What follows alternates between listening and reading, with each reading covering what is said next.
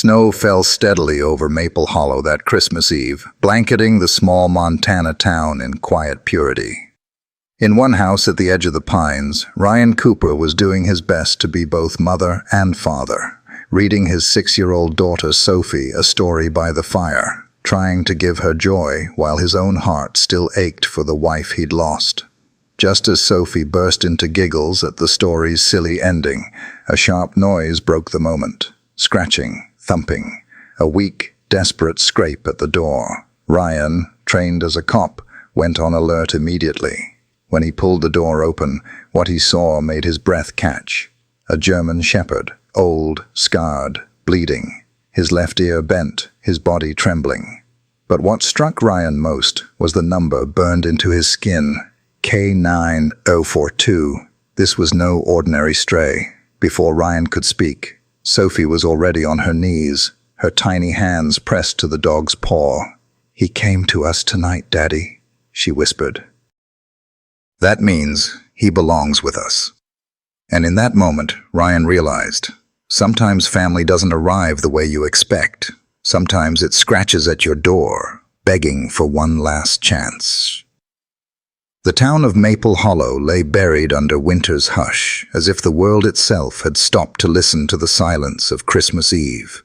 Snow blanketed rooftops in thick folds of white, softening the sharp angles of houses and fences until they resembled something from a child's drawing. Lamplight glowed faintly along Main Street, haloed in falling flakes, while the pine trees that lined the outskirts bent under the weight of the storm. Beyond the stillness of the town, the woods stretched dark and endless, the kind of cold that could swallow a sound whole. But inside the Cooper home, warmth pressed back against winter's grip. The small living room glowed with the amber light of the fireplace, where logs crackled and hissed as they released their resin to the flames. Ornaments glimmered faintly on a modest Christmas tree tucked in the corner, its branches decorated with paper stars and strings of popcorn Sophie had proudly made herself. A faint scent of cinnamon drifted through the air from the mug of cider Ryan had set aside on the coffee table, forgotten and cooling as the minutes slipped by. On the rug, Ryan Cooper sat cross-legged, his broad frame wrapped in a gray sweater that tugged slightly at the shoulders. The man had the build of a career officer, tall, lean, his posture carrying the weight of discipline, but his face told another story. At 40, the lines around his eyes weren't just from age. They were grooves carved by loss, by nights staring at ceilings too quiet after duty was done. His hazel eyes, steady and searching, had grown accustomed to shadows others might not see. Yet tonight, they softened as he looked at his daughter. Sophie, 6 years old, was curled against him with the trust only a child can give. Her blonde curls, tangled and wild from play, brushed against his arm as she leaned closer to the open picture book. She wore a pair of red flannel pajamas patterned with snowflakes, her small feet tucked into wool socks that sagged at the ankles. In her lap rested a stuffed rabbit, its fur worn down from countless hugs. She giggled at the page her father read aloud, her cheeks flushed pink with warmth and joy. Ryan's voice carried the story, though his tone faltered here and there, like a man out of practice with laughter. And the reindeer said, "That's not a sleigh. That's a bathtub with rocket boosters." He raised an eyebrow in mock seriousness. Sophie burst out laughing, her head falling against his chest. The sound was light, filling the room like bells, chasing away the heaviness that always seemed to sit in Ryan's ribs. He chuckled softly, closing the book for a moment, just to listen to her laughter. It was in those moments when Sophie smiled without fear that Ryan found the strength to keep going. She was his anchor, his reason, but joy had a way of echoing against walls that also carried memory. Behind the glow of the fire, his gaze drifted toward the mantel. A photo sat in a simple wooden frame. Emily, his late wife, smiling with her arm wrapped around Sophie when she was only a toddler. Emily's hair had been chestnut, her eyes bright even in shadows, and her laughter, God, her laughter, still haunted Ryan's dreams. She had been gone for nearly 3 years now, taken by an illness that came swift and merciless, and yet her absence filled the house louder than her presence ever had. Ryan blinked hard, grounding himself in the present. Sophie was here, breathing, laughing, needing him. That was enough. "Daddy?" Sophie's small voice broke into his thoughts. She tilted her head up, eyes wide and guileless. "Why are you sad when we're having fun?" He swallowed, caught off guard by her simple honesty. Children saw through masks adults spent years perfecting. "I'm not sad, sweetheart," he lied gently, brushing a strand of hair from her face. "I'm just remembering." "Remembering Mommy?" Ryan nodded. His throat tightened, but he forced a smile. "Yes, remembering Mommy. She loved Christmas stories too. She used to laugh at the silly ones even louder than you." Sophie grinned, then, with the wisdom of a child, pressed her small hand against his cheek. "Then we should laugh for her, so she doesn't miss it." The words pierced him deeper than any silence. He drew her closer, pressing a kiss to her forehead. "You're right, Bug. We'll laugh enough for all 3 of us." The fire snapped, sending a shower of sparks up the chimney. Outside, the wind pressed against the windows, making the glass tremble. Ryan glanced toward the curtains instinctively, his policeman's vigilance never fully asleep. But all he saw was snow swirling against the night. For now, at least, the world outside was far away. Sophie wriggled free of his arms and leaned over the book again. "Read it again, Daddy. Please." Her eyes danced with anticipation. Ryan opened the page once more, settling back into the rhythm of her joy. He read with a little more effort this time, making his voice exaggerated, playful. Sophie shrieked with laughter, falling sideways onto the rug. And in that fragile, fleeting moment, the house felt whole again. Still, beneath the warmth, there lingered an undercurrent Ryan could not shake. He knew life had a way of stealing peace when it was most cherished. He had felt it before, and though tonight seemed wrapped in innocence, something in his chest whispered that the snow carried more than silence. Yet, for Sophie's sake, he buried that thought. He let himself believe, if only for an hour, that Christmas Eve could be untouched, that a father's arms and a daughter's laughter were enough to keep the dark at bay.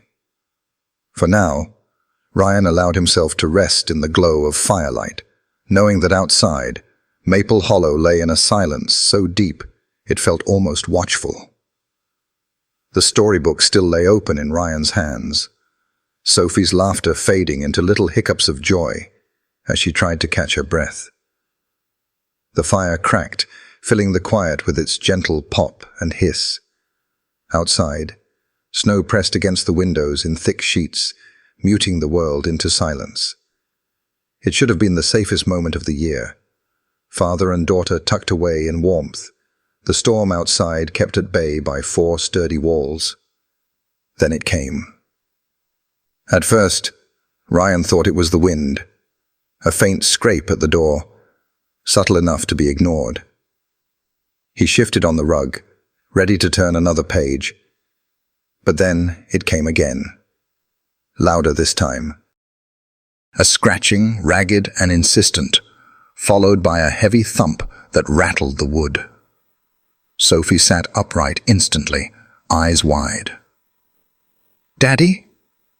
Her voice was small, uncertain. Ryan's instincts flared to life.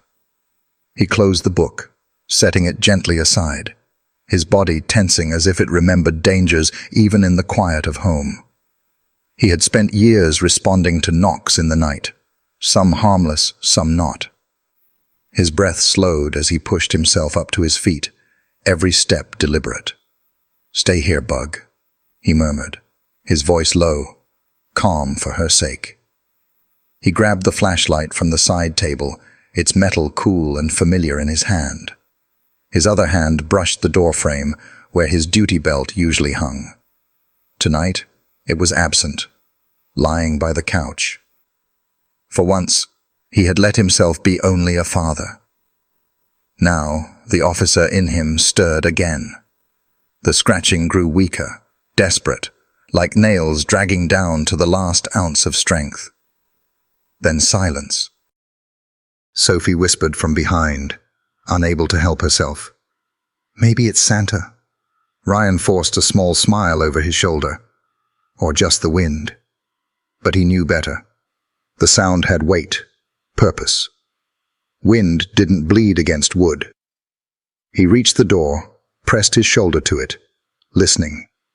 The night pressed back, muffled by snow. He unlocked the bolt with care, then pulled the handle slowly. Flashlight raised. The door opened to darkness and the bite of winter air. For a heartbeat, nothing moved.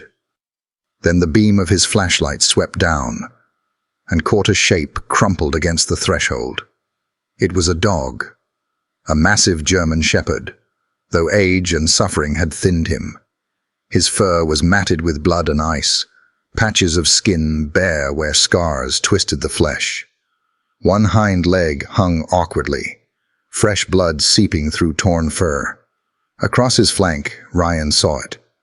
A brand of scar tissue, raw and unmistakable. K9042 burned into his flesh. The dog's head lifted with effort. His eyes met Ryan's, wide and searching, filled with a plea too human to ignore. They were the eyes of something that had endured too much, seen too much, but still clung to hope. Ryan's breath caught. He had seen eyes like that before, in soldiers, in victims, in himself on the worst nights. "Daddy!" Sophie's small cry pulled him back. She had run forward despite his warning, stopping just short of the threshold. The dog turned his head toward her voice, and something shifted in his expression. His ears twitched, his body tensed, but instead of growling, a low whimper escaped his throat, soft, relieved, like he had been waiting for her. Sophie dropped to her knees without hesitation, reaching out her tiny hand. "Oh, Daddy, look at him." Her palm rested lightly on his paw, unafraid. Ryan's instincts screamed to pull her back, to shield her. A wounded animal could lash out, but what he saw in the shepherd's trembling body froze him. The dog didn't bare his teeth. He didn't move to strike. Instead, his chest rose in a shallow, shuddering breath, and his head lowered as if in surrender. Sophie looked up at her father, her eyes glistening with urgency. "Please, Daddy, can we keep him? He came to us on Christmas. That means he belongs here." Ryan's throat tightened. He stared at the creature collapsed on his porch, this scarred remnant of some forgotten war. He wanted to say no, to remind Sophie of responsibility, of danger, of the reality that broken things didn't always heal. But the words died on his lips. Because Sophie wasn't wrong. This dog hadn't stumbled to just any door. He had come to theirs. The shepherd gave another weak whimper, his body trembling against the snow. Ryan crouched, resting his flashlight aside, and carefully extended his hand. The dog's gaze followed, cautious but without fear.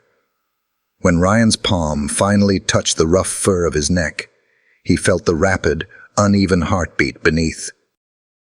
The shepherd closed his eyes for a moment as if reassured. Ryan exhaled slowly, a decision taking root in the space between heart and duty.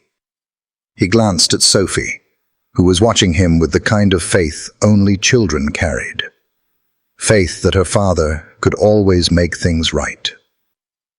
"We'll bring him in," Ryan said at last, his voice quiet but certain. Just for tonight. He's freezing. Sophie squealed softly, covering her mouth as if afraid to scare the moment away. She reached for a towel by the door, her hands clumsy but determined, while Ryan slid his arms under the shepherd's body. The dog was heavy, dead weight from exhaustion, but Ryan lifted him carefully, cradling him against his chest. Blood seeped onto his sweater, warm and metallic. He ignored it. As he carried the dog inside, the warmth of the fire touched its fur. Sophie hurried ahead, laying the towel by the hearth. Ryan lowered the shepherd onto it, the dog's body curling instinctively toward the flames. His eyes flickered open once more, landing on Sophie. His tail moved, a faint thump against the rug, weak but deliberate. Sophie's eyes shone. She knelt beside him, stroking his head gently. "See, Daddy. He knows. He knows this is home." Ryan stood over them, his breath uneven. The scarred number across the shepherd's side burned in his vision. K9042. A code. A designation. This dog wasn't just lost. He had been claimed, used, discarded. Ryan had seen it in people. Now he saw it in him. The house, moments ago filled only with the warmth of a child's laughter, now carried something heavier, a presence, a story yet untold. And though Ryan didn't understand why, he knew with absolute certainty their lives had just changed. The fire had grown steady, casting a golden glow that painted the walls in soft waves. The storm outside continued its quiet siege on Maple Hollow, snow pressing against the windows, wind humming through the eaves. But here, inside the little living room, time felt slowed, as if the world had been reduced to 3 figures, a father, a daughter, and the battered German shepherd curled in front of the hearth. Ryan knelt close, a roll of bandages in his hand, moving with the practiced calm of a man who had patched wounds before, though never on a creature like this. His fingers were gentle, guiding the cloth around the shepherd's injured leg, careful not to press too tight. Each touch drew a small twitch, a whimper that rose and fell, but the dog didn't resist. He simply endured, eyes half-lidded, chest rising and falling in shallow, uneven rhythm. Sophie sat on the rug beside him, her knees tucked under her pajamas, her tiny hands stroking the shepherd's head with the kind of tenderness that seemed instinctive. She hummed under her breath, a tune she had likely picked up at school, soft and sweet, like a lullaby. Each time her hand brushed over the dog's ear, his breathing seemed to slow just a fraction, as if her presence grounded him in a way nothing else could. Ryan tied off the bandage, exhaling quietly. He had expected resistance, even violence. But what he saw instead unsettled him in a different way. The shepherd wasn't just injured, he was exhausted, hollowed out by something more than wounds. Yet beneath that exhaustion, Ryan sensed a strange discipline. Every twitch of muscle, every glance, carried the faint echo of training. This was not a stray. "There," Ryan murmured, adjusting the blanket beneath the dog, so his body rested more evenly. That should hold him for the night. Sophie tilted her head, watching the creature intently. "He's so brave," she whispered. Ryan allowed himself a faint smile. Brave. That wasn't the word he would have chosen, not yet. Broken, scarred, maybe. But as he looked at the shepherd's dark eyes, still flickering open now and then to follow Sophie's movements, he realized she might be right. Bravery wasn't always loud. Sometimes it was simply surviving when the world had tried to erase you. Sophie leaned forward, her face lit by the fireplace glow. "Daddy, what's his name?" Ryan hesitated. "We don't know, sweetheart. Maybe he had one once."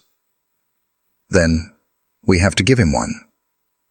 She said it with the certainty only children possessed, as if names were not just labels, but lifelines. Something strong, something that means he's safe now. Ryan leaned back on his heels, watching the firelight dance over the creature's battered form. He thought of the number burned into his side. K9042. Clinical. Cold. As if the world had stripped him of identity and left only function. Numbers belong to prisoners, to experiments, not to souls. Sophie's gaze drifted to the fire, where embers pulsed red and orange, ashes glowing faintly at the edges of the grate. She smiled suddenly. "Ash," she said softly, almost to herself. "Because he came to us from the cold, but now he's warm. And because ashes means something burned, but there's still light left." Ryan turned to her, surprised at the thoughtfulness in her small voice. She reached out, her tiny fingers brushing over the shepherd's fur again. "Can we call him Ash?" For a long moment, Ryan didn't answer. He looked at the dog, the way his chest rose and fell, the faint flick of his tail when Sophie touched him, the stubborn flicker of life in eyes that had every reason to give up. Ash. The name fit. A creature burned by the world, scarred and left for dead, yet carrying the embers of survival. "Yes," Ryan said finally, his voice low. "Ash." Sophie's face lit up, as if she had just performed a sacred ritual. "See, Daddy. Now he's part of us." She leaned closer to the shepherd's ear, whispering the name like a secret promise.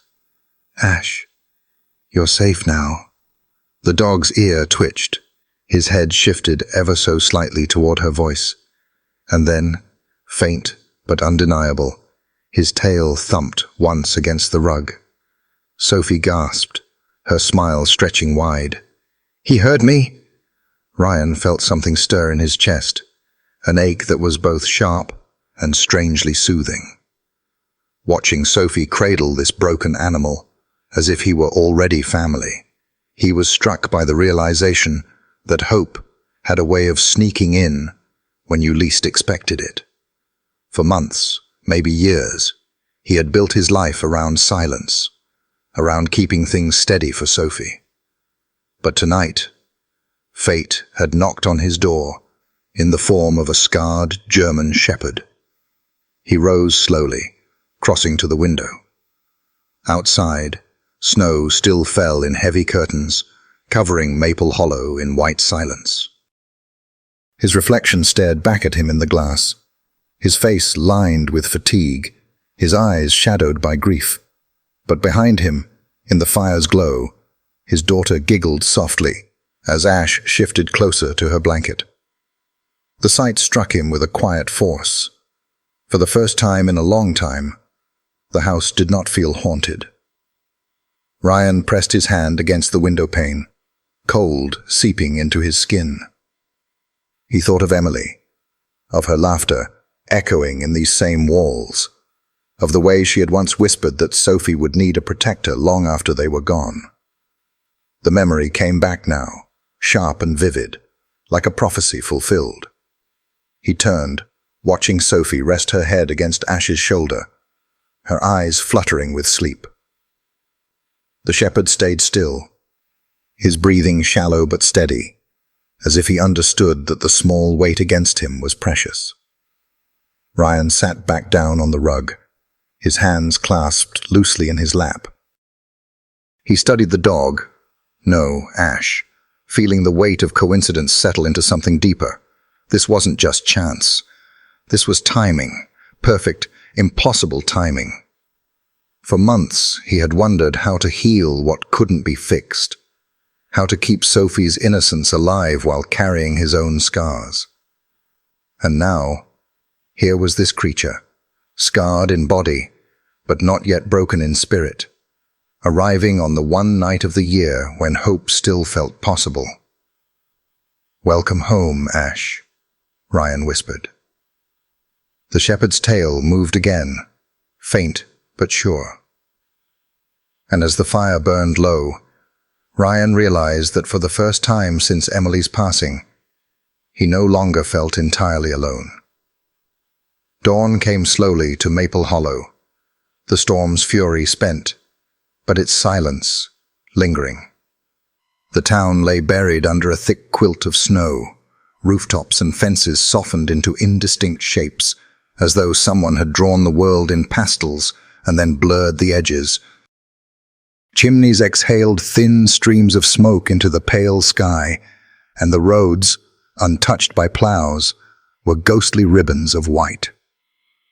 From the Cooper home, the only sound beyond the steady crackle of the fireplace was the faint groan of ice shifting under the weight of the cold. Inside, the world was hushed, as though reluctant to disturb what had unfolded the night before.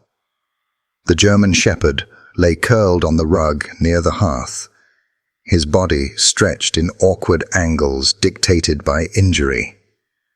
The bandage Ryan had wrapped around his hind leg was already spotted with blood, but his breathing was steadier now, still shallow, still fragile, but no longer the erratic gasps of a creature on the brink.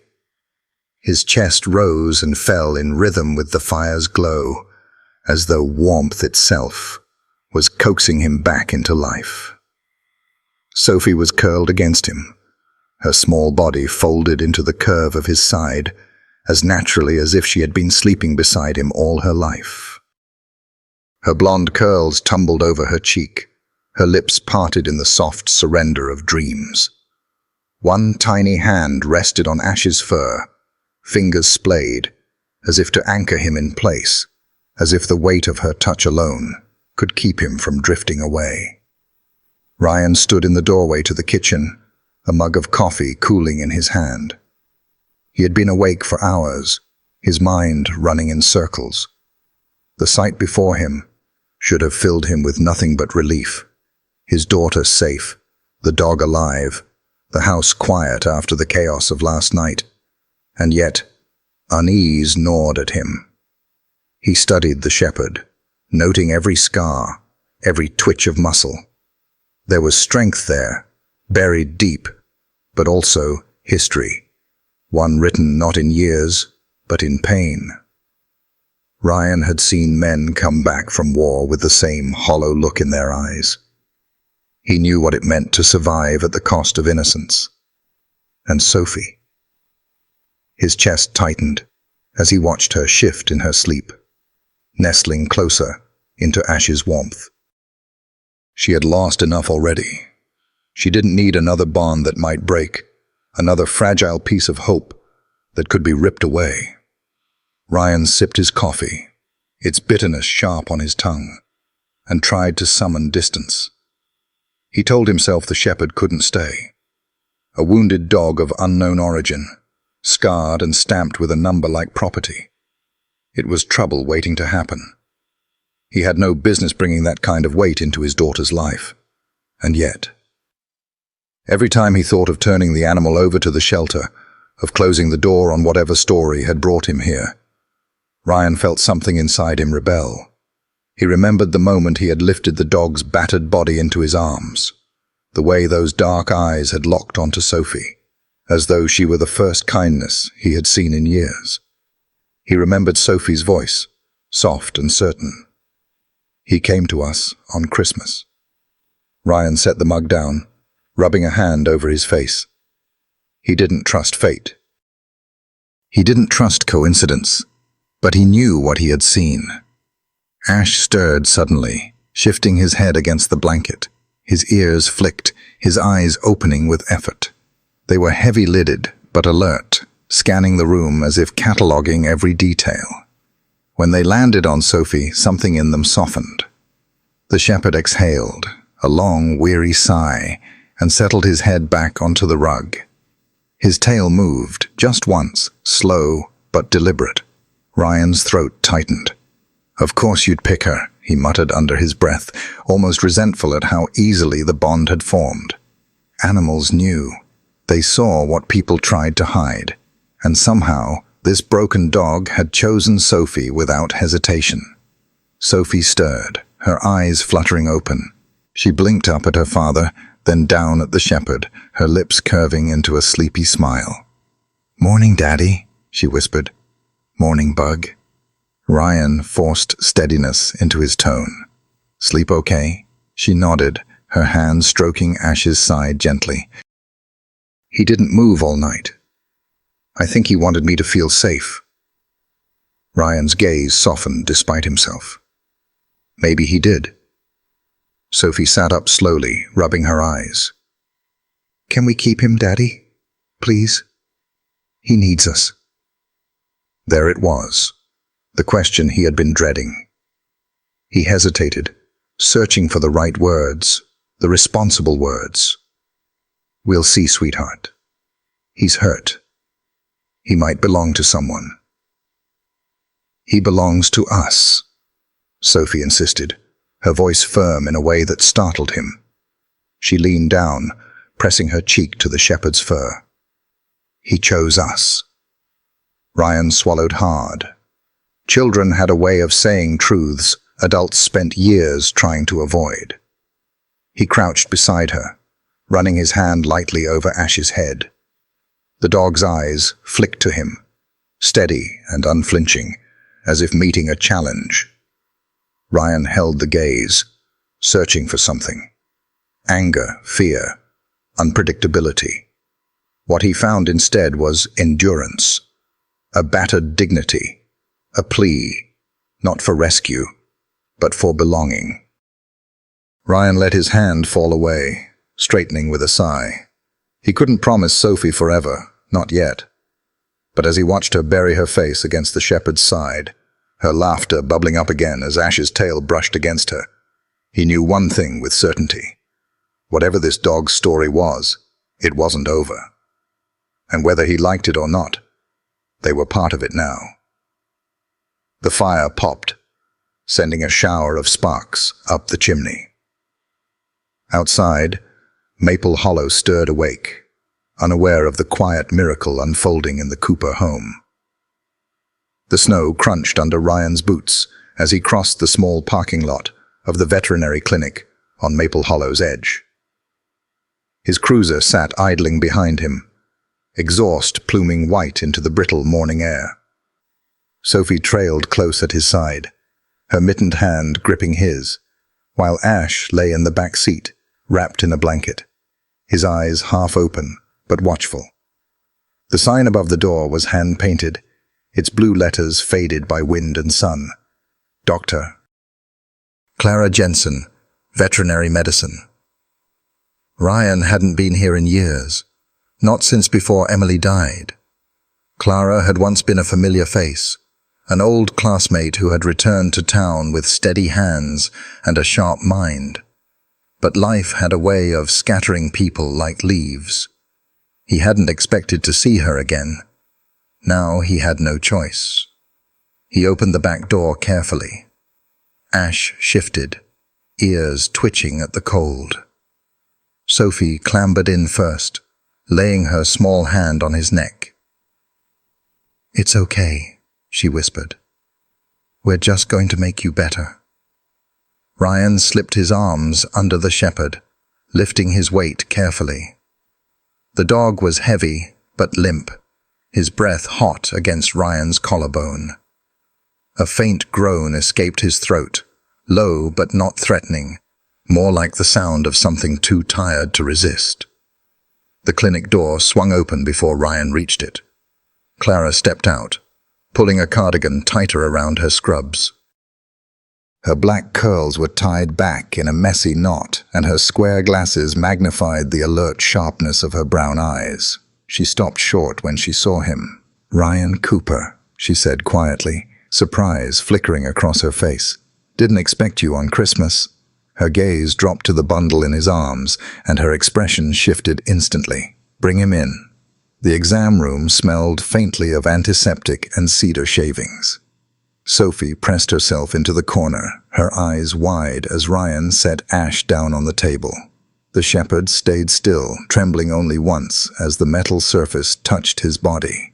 Clara moved around him with calm precision, her hands steady, her voice low and even.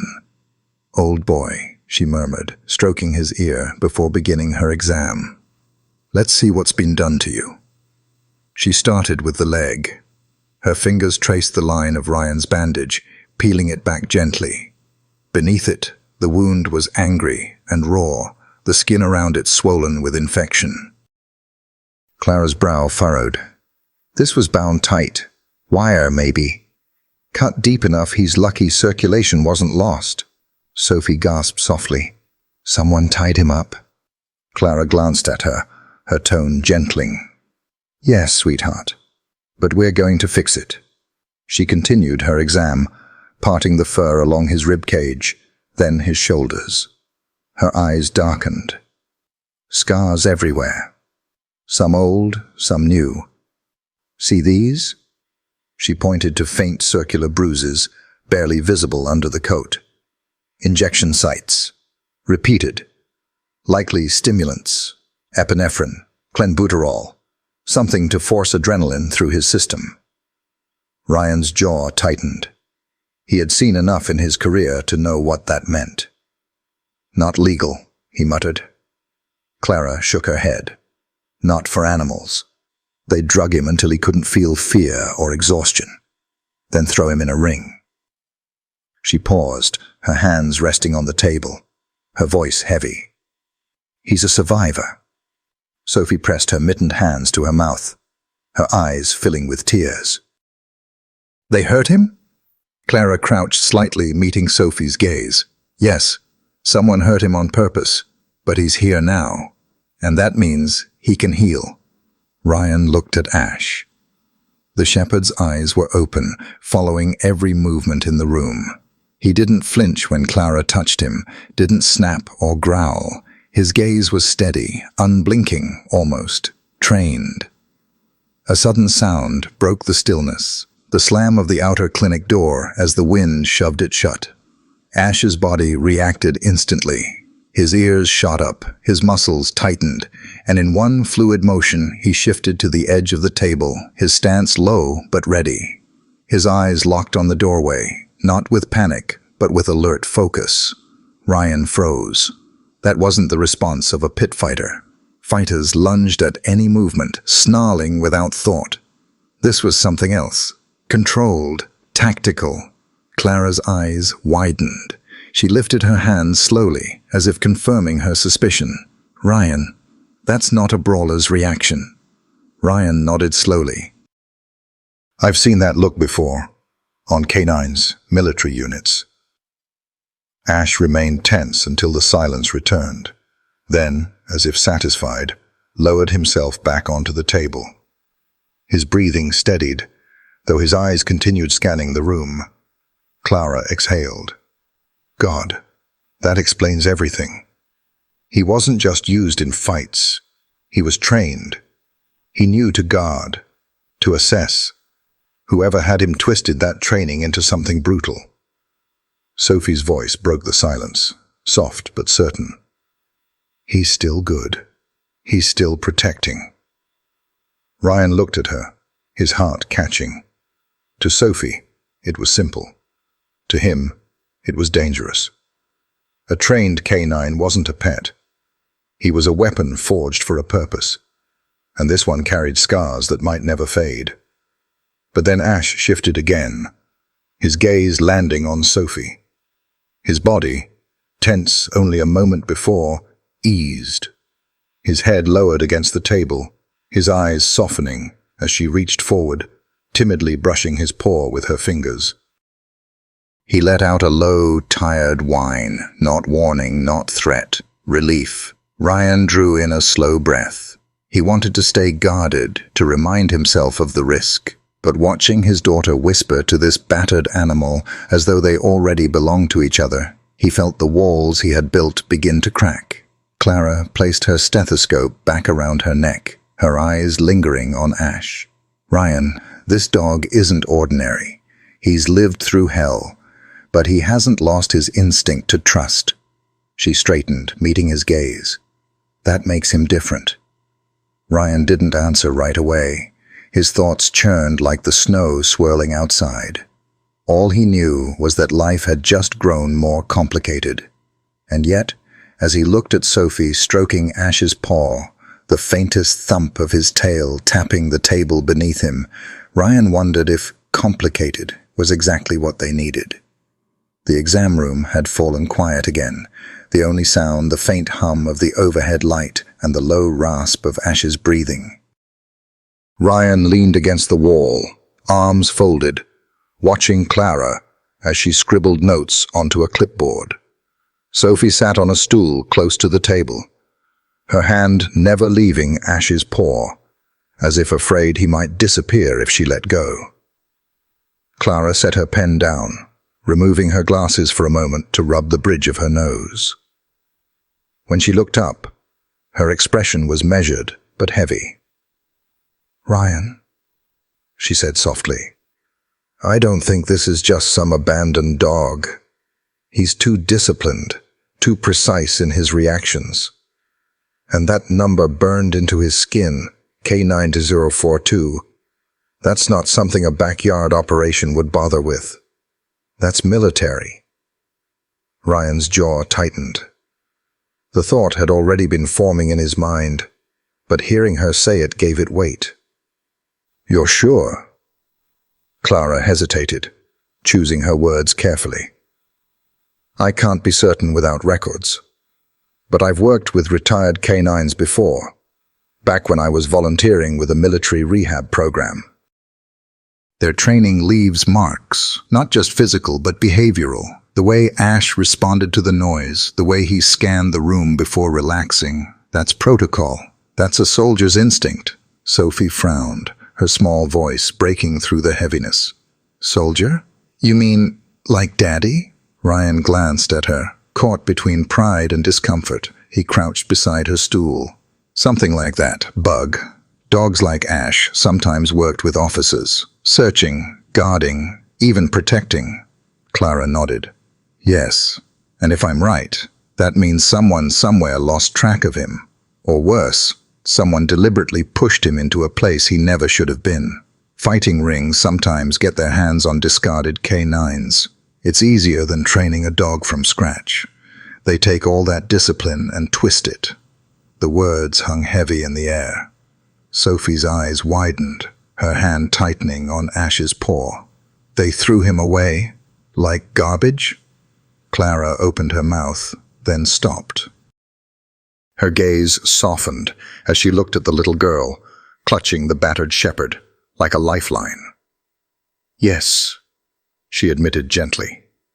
"Like garbage. But he didn't let them break him." Sophie leaned closer to Ash, her forehead pressing lightly against his fur. Her voice was trembling but fierce. "He's not garbage. He's an angel." Ryan swallowed hard. "Sophie?" "No," she said quickly, looking up at both adults, her cheeks flushed pink with defiance. "He came to us on Christmas Eve. He found our house. He's supposed to be here. Angels don't always look like people. Sometimes they look like this." She pointed to Ash, who stirred faintly at the rise in her voice, his ears twitching, but his body calm under her touch. Clara blinked, visibly moved despite herself. She glanced at Ryan, then back at the dog. "Kids have a way of seeing things we don't," she murmured. Maybe she's right. Ryan straightened, crossing his arms again, torn between the protective instinct to shield his daughter from disappointment and the growing sense that this moment mattered more than he wanted to admit. "He's still just a dog, Sophie. A hurt one. We don't know where he came from or what he's been through." Sophie met his eyes, unwavering. "We know enough. He needs us. And we need him." The silence that followed was thick, broken only by the faint thump of Ash's tail against the table. Ryan exhaled slowly, feeling the weight of his daughter's words settle into him like stones in deep water. She was too young to understand the risks, the complications, but maybe she understood something deeper. something he had forgotten. Clara set her clipboard down and walked back to the table. She ran her fingers gently over Ash's scarred flank, pausing at the burned-in code. Her voice was quiet, almost reluctant. "Different," she whispered. "That's what he is. I've seen dogs come out of those rings broken beyond repair. Aggressive, terrified, or numb. But Ash, he still chooses connection. He still trusts." She looked up, her gaze serious. "That makes him different." Ryan studied her face. Then the shepherd stretched across the table. The dog's breathing had evened out, his eyes half closed, but still he seemed to track Sophie's every movement, protecting even in exhaustion. "He's not just surviving," Clara continued softly. "He's looking for a reason to belong. That doesn't happen by accident." Sophie beamed through her tears, as if Clara's reluctant admission had confirmed what she already knew. She hugged Ash's paw tightly, whispering again into his fur. "See? I told you. You're our guardian angel." Ash let out a low sigh, his head tilting toward her hand. The faint motion of his tail against the table grew steadier, a rhythm of agreement. Ryan pressed a hand to the back of his neck, his thoughts tangled. He wanted to argue, to remind them both of the dangers, the unknowns.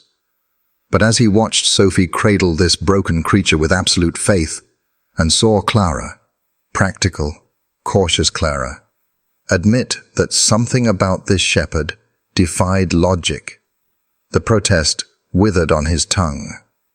He had lost so much already. Maybe what terrified him wasn't the risk of letting Ash in. It was the risk of hoping again.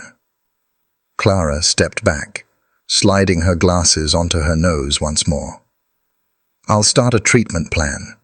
He needs antibiotics for the infection, pain management for the leg, and time. Lots of time. But Ryan..." She hesitated, her voice lowering. "If he was military, if he was marked like this, someone might come looking. You need to be ready for that." Ryan nodded grimly. His eyes on the scar burned into Ash's side. "I'm always ready." Sophie didn't seem to hear the warning in Clara's words. She only leaned closer to Ash, whispering, "You're safe now. You belong to us." And for the first time since Emily's death, Ryan felt the fragile spark of something he hadn't dared to believe in. The possibility that maybe Sophie was right. Maybe angels did come with scars. The snow had settled deep over Maple Hollow, muffling the world into silence. It was the kind of quiet Ryan Cooper usually cherished. Clean, unbroken, like the town itself was catching its breath. But that morning, as he stepped onto the porch with his coffee steaming in his hand, something was wrong. His boots crunched against the hardened crust, and his gaze drifted toward the side yard, where the fence met the tree line. That's when he saw them. Prints, fresh, deliberate, pressed deep into the snow. Ryan crouched, setting the mug down on the railing, his breath fogging the cold air. The tracks were large, not a child's or a neighbor's. Too clean to be from before the storm. Someone had been here not long ago. His pulse quickened, a muscle in his jaw twitching as he traced the line of steps with his eyes. They stopped near the fence, just a few feet from Sophie's swing set. Beside the prints, half buried in powder, was the faint orange glow of a cigarette butt, steam still curling faintly upward. Ryan reached for it without thinking, his gloved fingers closing around the damp paper. It was warm. Whoever had stood there had left only minutes before. Behind him, the front door creaked open. Sophie's small voice floated out, soft and drowsy. "Daddy, you forgot your coffee." Ryan straightened quickly, masking the tension in his face. Sophie padded out in her wool socks, holding his mug in both hands, her blonde curls tangled from sleep. But before he could take it from her, Ash appeared in the doorway. The shepherd's posture changed instantly. His ears snapped forward, hackles lifting like a dark ridge across his back. A low growl rumbled from his chest, so deep it vibrated the air. He stalked past Ryan, nose to the ground, tracing the footprints without hesitation. Sophie froze on the porch, eyes wide. What's wrong with him? Ryan's instincts flared. He set the coffee on the rail, scooping his daughter up before she could step off the porch. "Inside, Bug," he said firmly. Ash moved with purpose, circling back toward the porch, but his gaze never left the fence line. His growl rose again when Sophie leaned against Ryan's shoulder, and that was when Ryan understood. The dog wasn't angry. He was guarding. Ryan carried Sophie inside, Ash following close. The moment Sophie's small feet touched the living room rug, the shepherd planted himself between her and the nearest window, his massive frame a wall of muscle and instinct. His eyes fixed on the glass, unblinking. Ryan locked the door, his mind racing. Someone had been watching. Not the house. Sophie. The prince. The cigarette. They weren't random. They were deliberate.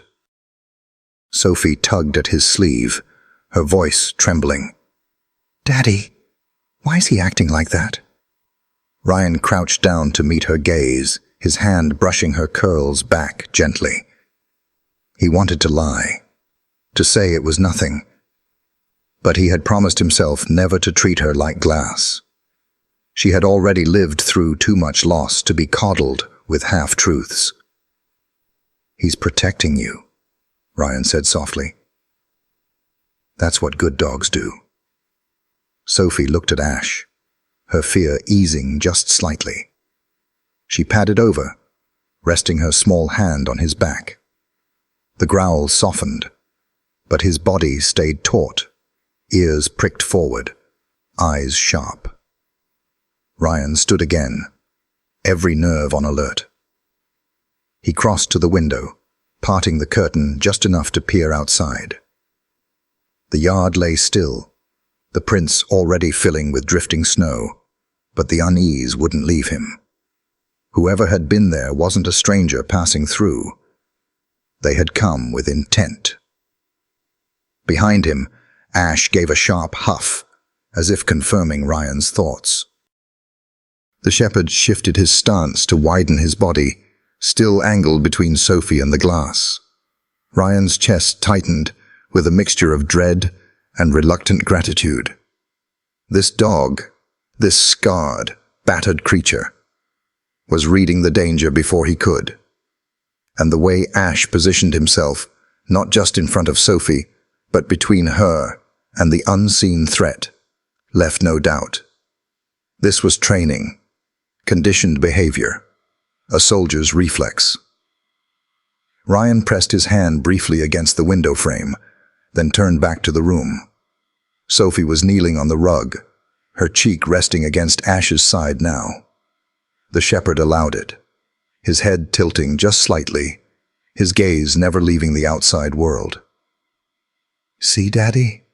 Sophie whispered, her voice filled with a fragile kind of wonder. "He knows. He's our angel." Ryan's throat ached at her words. He wanted to tell her not to put so much faith in things that could vanish, that could be taken. But when he saw Ash standing guard with such quiet, fierce determination, he couldn't bring himself to say it.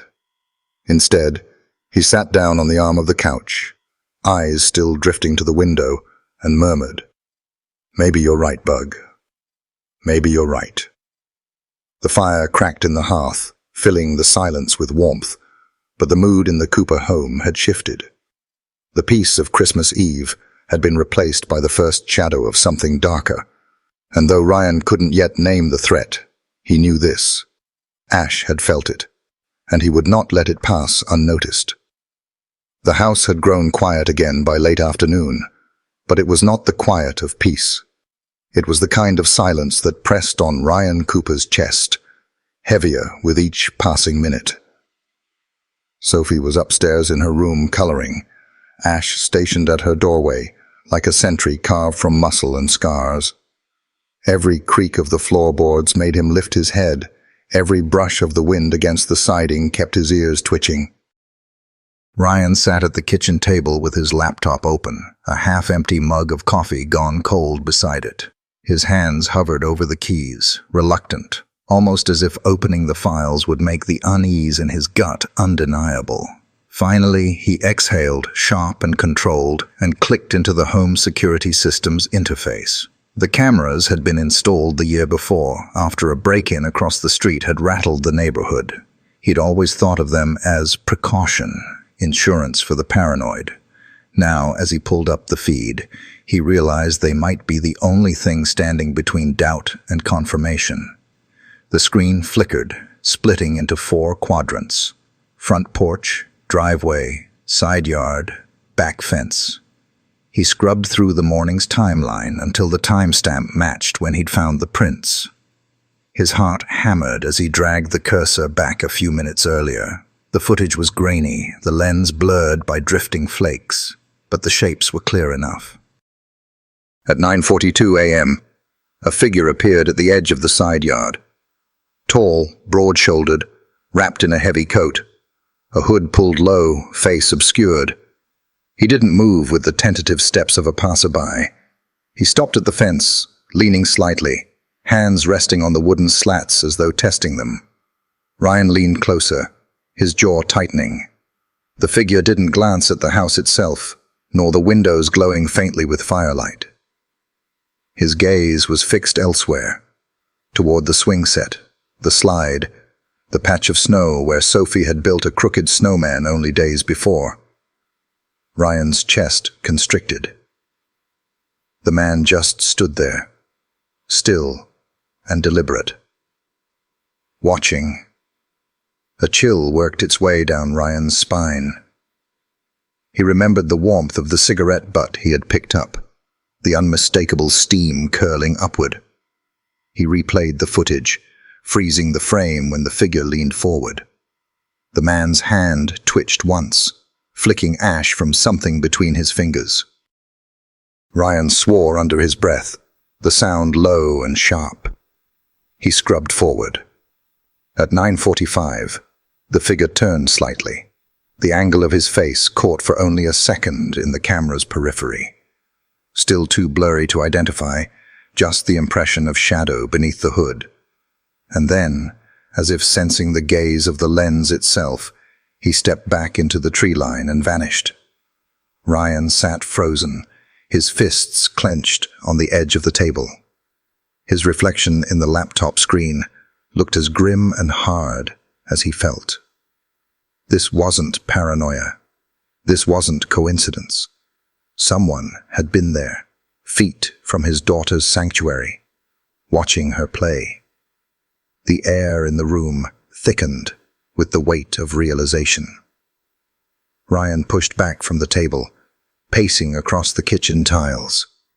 He wanted to storm into the snow, track the boot prints until he found the man, drag him into the light and demand answers. But he knew better. Whoever had stood there was patient, methodical. You didn't approach a child's yard in broad daylight unless you were making a point. His phone buzzed on the counter, but he ignored it. His thoughts raced back to the scar burned into Ash's side. K-042. Clara's words from the clinic echoed. If he was military, someone might come looking. And now someone had. A sound broke his spiral, low, deliberate. He turned. Ash had padded into the kitchen, his paws silent on the linoleum, his gaze steady and piercing. He hadn't barked, hadn't growled, but his eyes locked on Ryan with the kind of intensity that left no doubt. I know. I felt it first. Ryan crouched, his hand resting on the shepherd's scarred neck. The dog's muscles were taut under his palm, a current of energy contained only by discipline. You saw him before I did. Ryan murmured. You always will. Ash's ears flicked toward the stairs, where Sophie's laughter suddenly floated down, high and innocent. Ryan closed his eyes, jaw tightening. Dread coiled in his chest, sharp and suffocating. But it wasn't just dread. It was anger. Anger that someone had dared to watch his daughter like prey. Anger that a child who had already lost her mother might now have to live under the shadow of men who treated loyalty and life like disposable property. He rose, crossing to the table, pulling out his phone. He snapped photos of the grainy footage, frame by frame, cataloging the stranger's presence. Evidence. Proof. When Sophie's footsteps pattered down the stairs, Ryan quickly shut the laptop. She appeared in the doorway, holding a drawing she had made. Ash, standing tall beside her in front of their house, a crooked sun smiling overhead. Look, Daddy, it's us. Ryan forced a smile, though his stomach was knotted. That's beautiful, Bug. She ran to Ash, holding the picture up for him to see. The shepherd's tail gave a single thump, his gaze softening in a way that Ryan had never seen directed at anyone else. Ryan swallowed hard. Whatever this dog's past was, whatever storm had carved those scars into his body, it had brought him here, for her, and maybe, just maybe, for Ryan too. But one thing was clear now. Their quiet life in Maple Hollow had been pierced, and whoever was watching hadn't come by accident. Ryan looked back at the darkened screen of his laptop, the faint reflection of his own grim face staring back. This ends with me, he muttered under his breath. Ash shifted closer to Sophie, his body angled protectively toward the window, as though he too knew the fight was only beginning. Night fell heavy over Maple Hollow, the kind of night that pressed against the windows and seeped into the cracks of an old house. The snow outside reflected a ghostly glow, pale under the half-moon. But inside Ryan Cooper's home, the lights were dim, the fire reduced to embers. Sophie had gone to bed hours earlier, curled beneath her quilt with the worn stuffed rabbit she had loved since she was a toddler. Her small breaths drifted through the crack of her bedroom door, steady and innocent. But just beyond the threshold, stretched across the hardwood floor, Ash lay motionless, except for his eyes. The shepherd didn't close them fully, not once. His chest rose and fell with shallow rhythm, but every sound made his ears twitch, the hum of the refrigerator, the creak of settling wood, the faint hiss of wind outside. His head stayed angled toward the hallway, his body planted squarely across the doorway like a wall of fur and muscle. Ryan stood in the hall, watching. He had tried to convince the dog to rest near the fireplace, where it was warmer, but Ash had refused. When Ryan tugged lightly at his collar, Ash simply shifted his weight lower, pressing his body even closer to the floorboards, immovable. The message was clear. I'm not leaving her. A quiet set of footsteps padded up behind him. Clara Jensen had stayed late after dropping off medication for Ash, insisting she wanted to check his stitches again in the morning. She carried a blanket draped over her arms, but when she saw where the dog had chosen to settle, she stopped. Her eyes softened, though her voice carried that same measured calm she always used when delivering truths. Conditioned vigilance, she whispered. Ryan glanced at her. Meaning? Clara crouched, careful not to enter Ash's line of defense. It means he doesn't believe he's safe. Dogs like him. They've been trained to rest in shifts, to guard in silence. Even when their bodies need sleep, their minds don't let go. Ash flicked an ear toward her, acknowledging her presence, but he didn't move. His gaze stayed locked on the hallway, a soldier posted on duty. Ryan folded his arms, the weight in his chest growing heavier. So he's been like this for years, Clara nodded. Most likely. It doesn't come from a few weeks of abuse. This is deep. Protocol, drilled in until it becomes instinct. She paused, her voice softening. The kind of vigilance that breaks something inside. They don't stop because they don't believe they're allowed to. Ryan's jaw clenched as he looked down at the dog. Sophie stirred faintly behind the door, turning in her sleep, and Ash immediately shifted closer. His paws braced as though he could shield her from nightmares themselves. Something inside Ryan twisted. He knew the weight of constant alertness. He had lived it himself after Emily's death, waking at the faintest sound, scanning every shadow as though grief itself had claws. But seeing it in a creature who had no words to voice his torment, that was worse. Clara straightened, draping the blanket over her arm again. You should try to sleep. He won't. Ryan shook his head. Neither will I. The two of them stood in silence, the glow of the nightlight casting soft halos across the hallway. Clara's gaze lingered on Ash, her expression unreadable. You realize, she said after a long moment, he's already chosen. He's not guarding the house. He's guarding her. Sophie. Ryan didn't answer right away. His eyes burned as he studied the shepherd's scars, the faint rise of the brand K9042. Whoever had owned this dog before hadn't treated him as a companion. He had been a tool, a weapon, a commodity. But here he was, body pressed to the floor, like a shield for a 6-year-old girl he had known only a single day. Finally, Ryan spoke, his voice low and hard. Whoever did this to him, whoever marked him, and then left him to rot, they're not done. That man at the fence wasn't there by accident. Clara turned her eyes to him, her tone careful. What are you saying? I'm saying this isn't just about a stray dog. Someone wants him back. And if they're watching Sophie, that means they'll use her to get to him. The words tasted bitter on his tongue, but saying them aloud made the truth undeniable.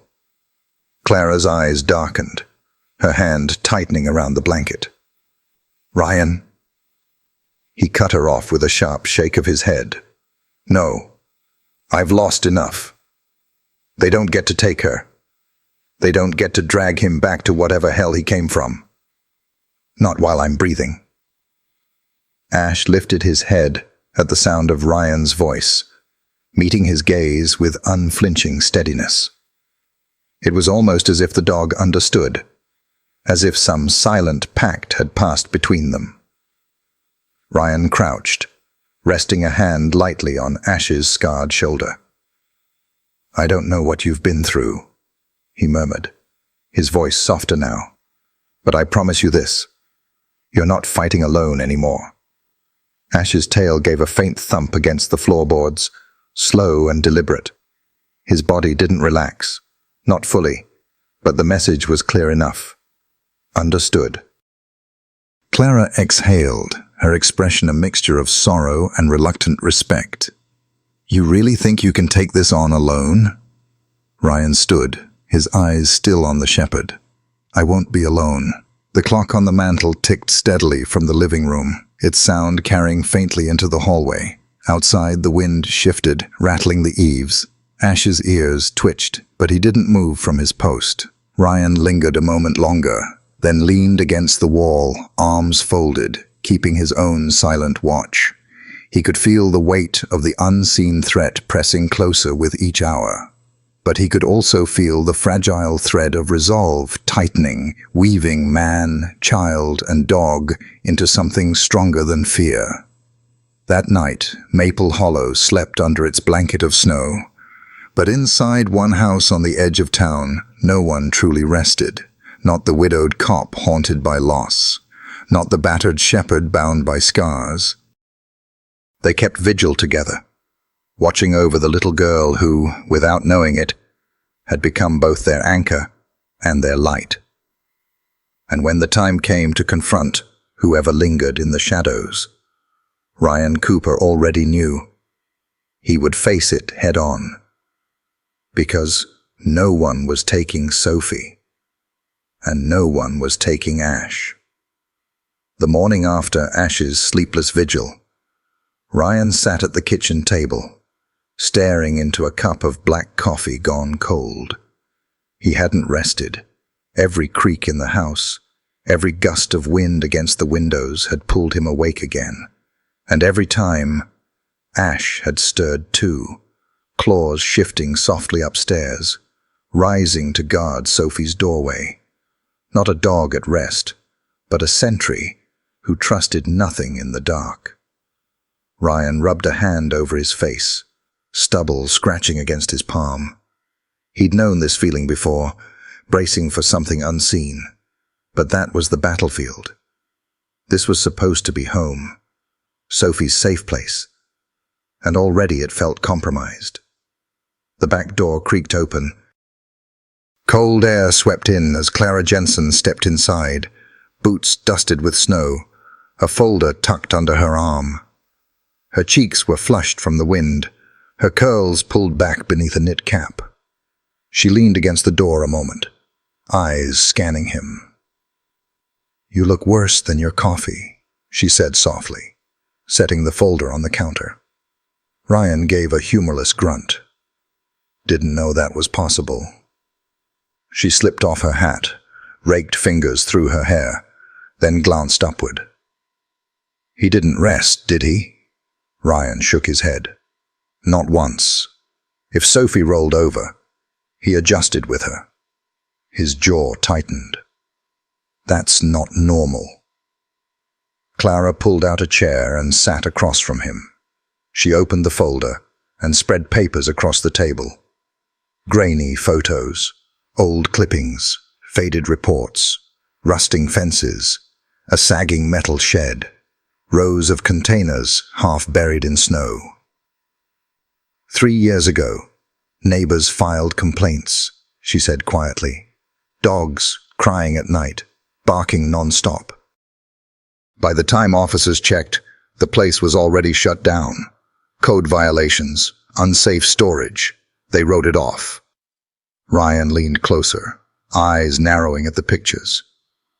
Through a shattered window, faint outlines of cages showed against the dark. His stomach twisted. Clara tapped the photo with her finger. "I didn't think much of it then. But after seeing Ash, the scars, the brand, the way he reacts, I think this is where he came from." Ryan sat back, arms crossing over his chest. "You're saying there was a training ring in our backyard, and nobody stopped it?" "On paper, it was abandoned," Clara said. "But places like that don't leave neat trails. They move in shadows. And if Ash escaped..." Her voice caught. "It means someone may still be looking." The memory of the hooded man at the fence flashed in Ryan's mind, sharp and undeniable. Not curiosity, hunting. His stomach churned. "And you want me to go out there?" Clara didn't flinch. "I think you need to. If there's anything left, we have to know. For Ash, for Sophie." At Sophie's name, Ryan's throat tightened. He pictured her crayon drawing yesterday. Ash standing tall, haloed in bright colors. She saw a guardian angel.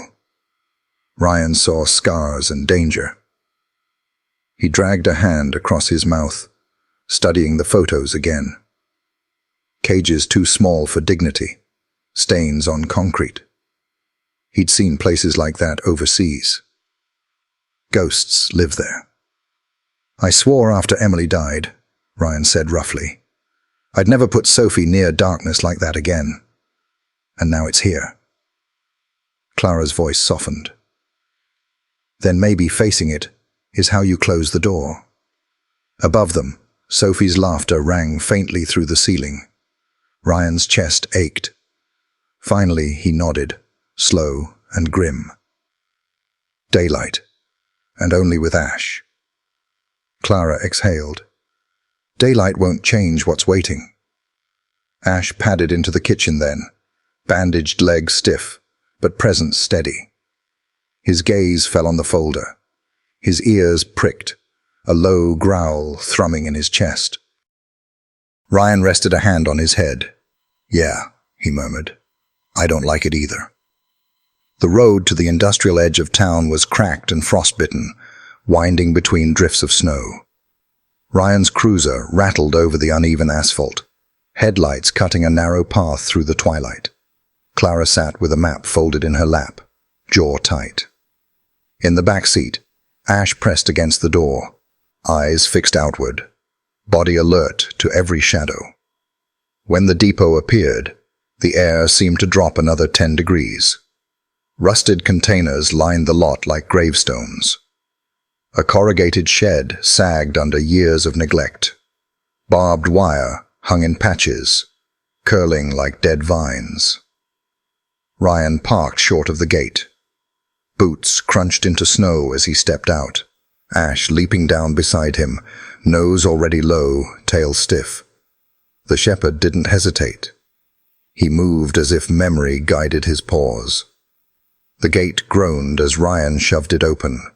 Its echo rattled across the lot. They advanced slowly, weaving through abandoned crates, the snow muffling each step.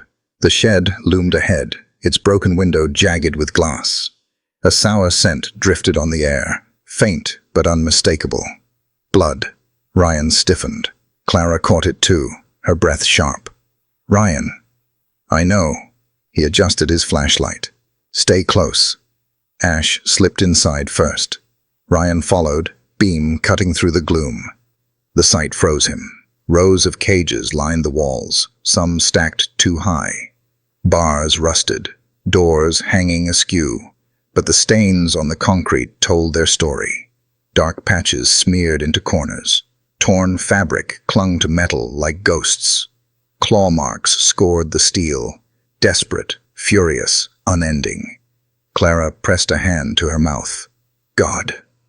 Ryan swept the light slowly. He'd seen war zones, black sites, places where cruelty outweighed humanity. But here, in Maple Hollow, where his daughter played in the snow, it was worse.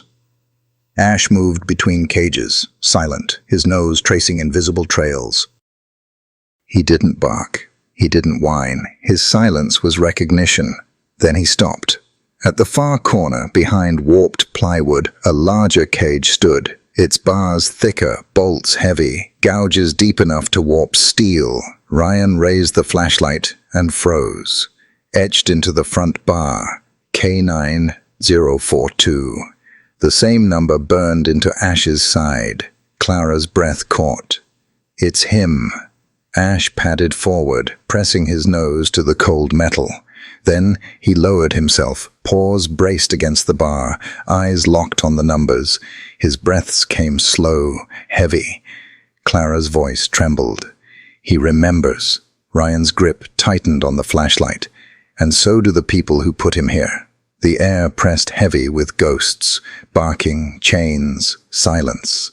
Ash sat unbroken, scarred into vigilance.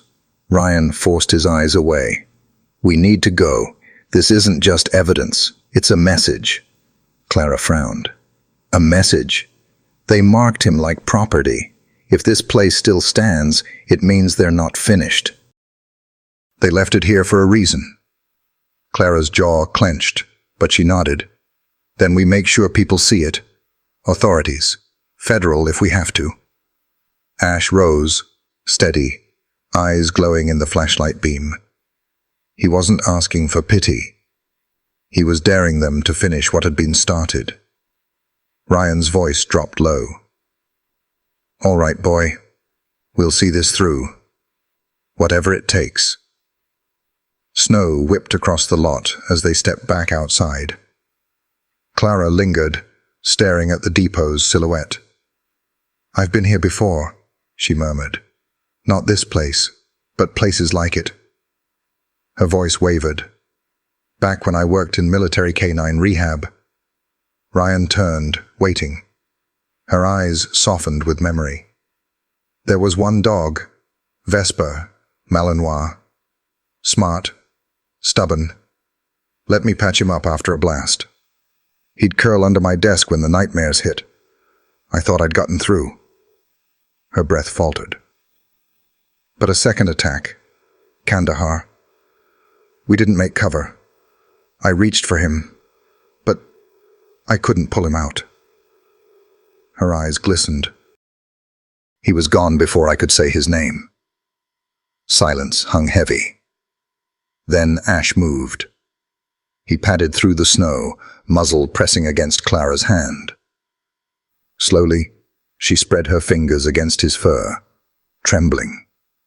Her shoulders sagged as though a weight shifted at last. Her whisper cracked. "He knows." Ryan swallowed hard. "Maybe he does." Ash's tail thumped once, slow and steady. Not play. Solidarity. Clara brushed her cheek with a trembling hand. Most dogs that come out of these programs, they don't come back. But Ash, he still trusts. That's not supposed to happen. Ryan's gaze flicked to the scar on Ash's side. K9042. His jaw hardened. Which means someone lost something valuable, and they won't let it go. Clara's eyes snapped to him. "You think they'll come for him?"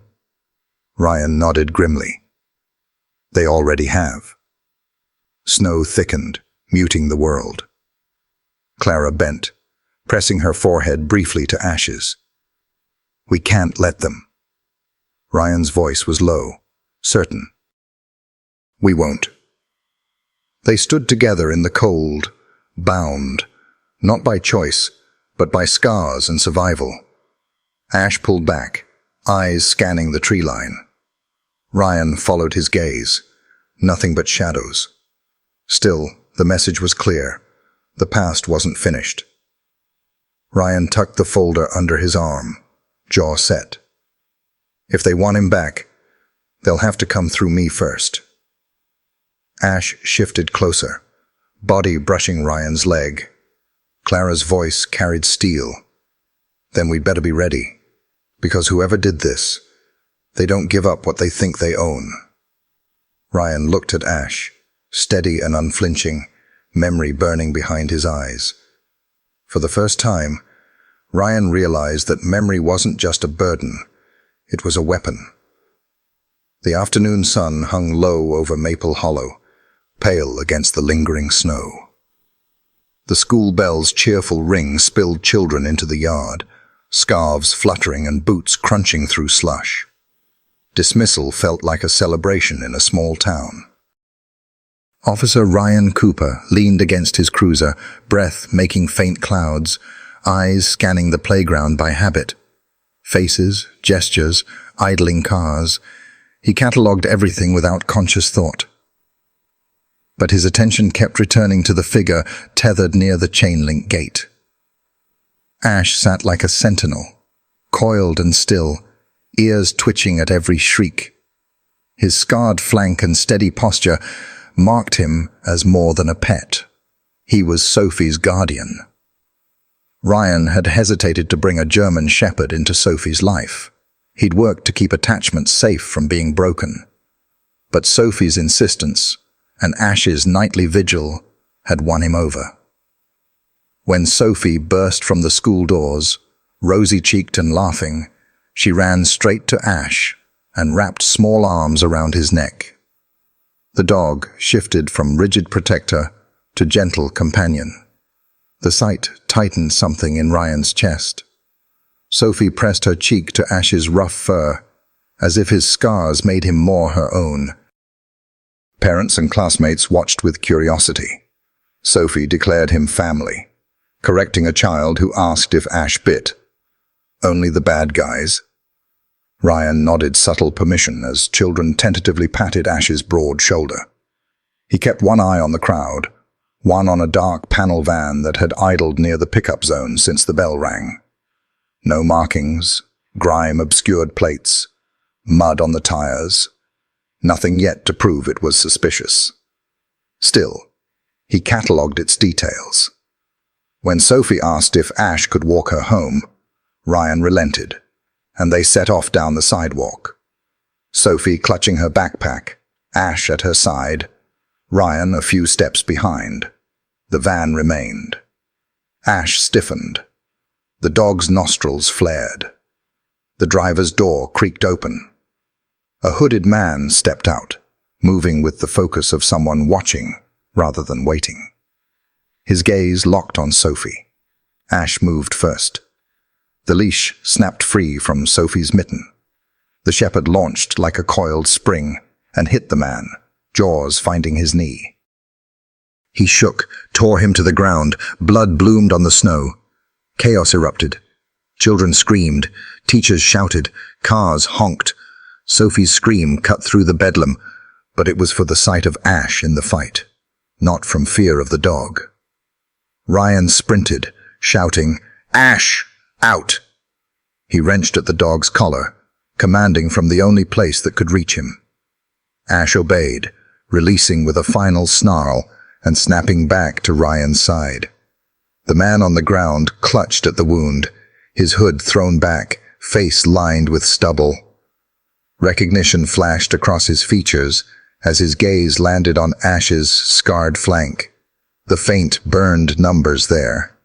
Canine 042. "You!" he hissed through the blood. Ash lunged again, and Ryan's grip kept the dog from tearing back at a man who clearly knew him. The van roared back to life and vanished, tires spraying slush and leaving a trail of red in the street. Sirens wailed faintly in the distance. Sophie collapsed into Ryan's arms, shaking, telling him the man had been looking at her. Ryan felt a cold fury. This hadn't been random. Someone had been watching Sophie, not for her as a child, but as leverage to get Ash. Later, at the station, grainy footage played on a monitor. The van idled. The hooded man stepped out and ignored everything but Sophie and the shepherd. Clara, standing beside Ryan, watched with an intensity that sharpened every frame. He was watching her first. Ash only triggered him after, she said. The footage was poor, but it was enough. The man's posture, his focus, the dent on the van's rear fender.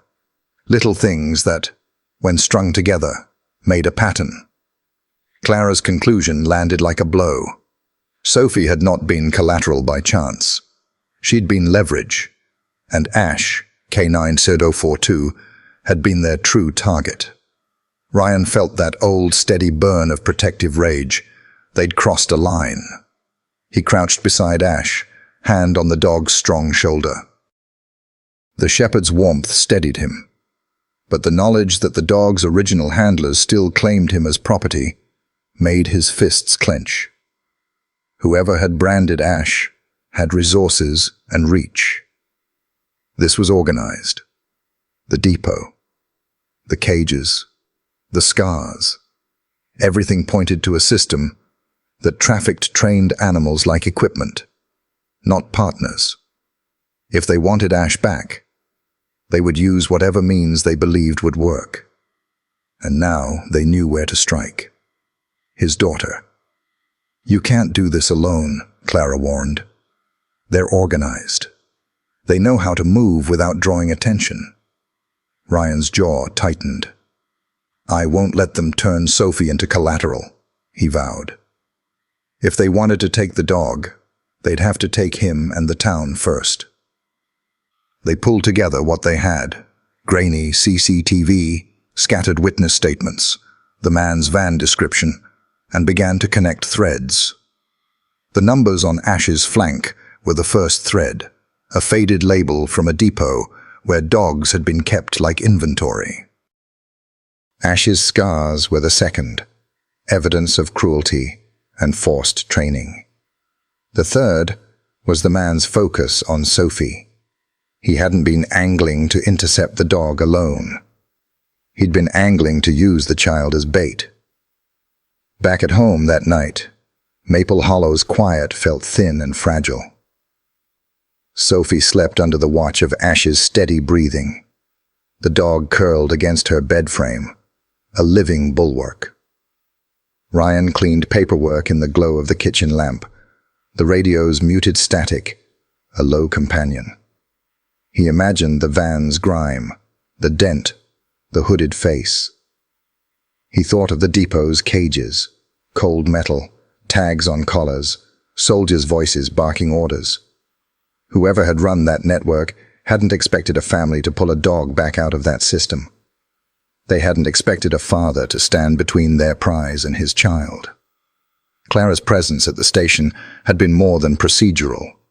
She stayed late, cross-referencing local reports with regional missing property logs.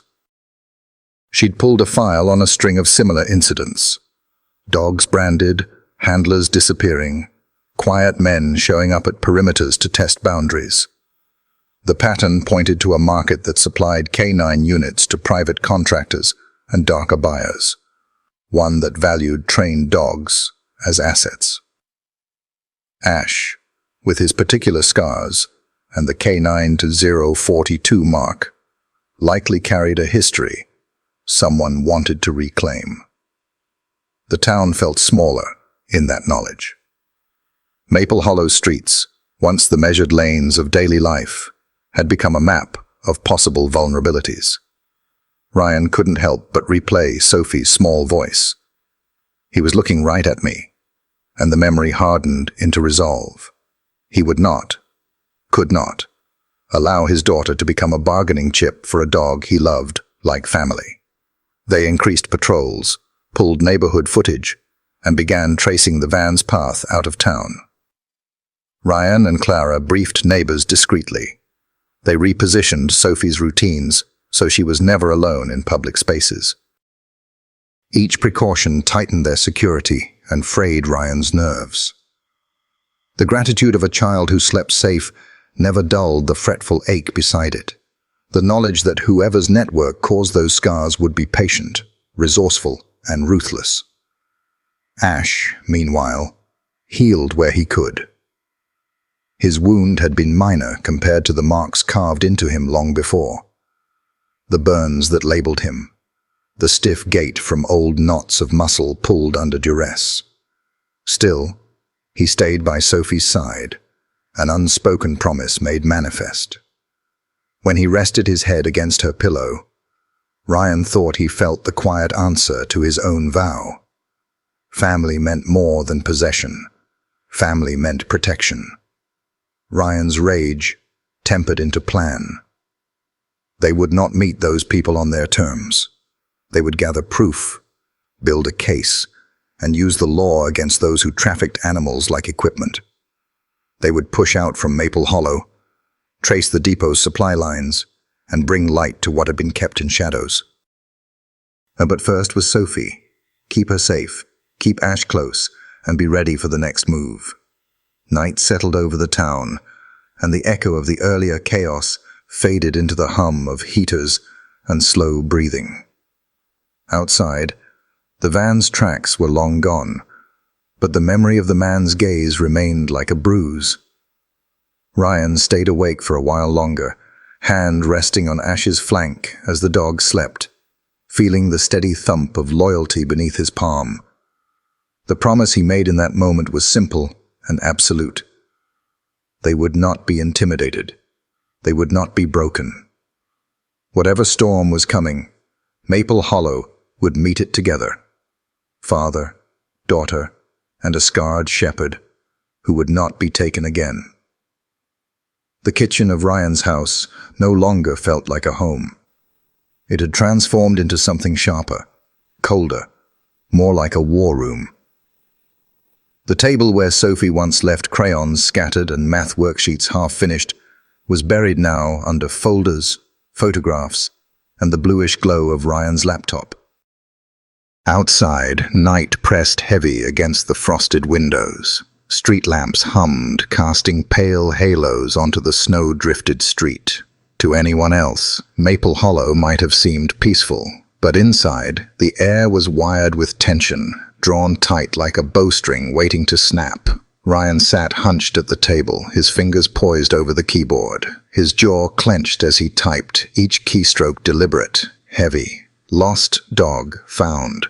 German Shepherd, male, scarred but strong, found near Maple Hollow, seeking a rightful owner. Proof of ownership required. The cursor blinked at the end of the sentence, pulsing like a dare. Ryan read it again. The words were vague enough to sound ordinary to strangers, but to the wrong people, to the ones who thought of Ash as property. The scars would be the signal. They would know, and they would come. Clara moved silently at the counter, papers spread across the wood, her pen scratching in neat strokes. Her glasses slid low on her nose as she bent forward. Where Ryan baited the hook, she built the shield. "These are petitions for emergency companion status," she said without looking up. "If anyone tries to claim him legally, we'll counter with medical evidence of abuse. No judge will hand him back after seeing what they did to him." Ryan gave a humorless grunt. "Assuming they care about courts. Assuming they're dumb enough to show their faces in daylight." Clara finally raised her eyes, steady and sharp. "We don't underestimate. We prepare on both fronts. You set the trap. I'll guard the gate."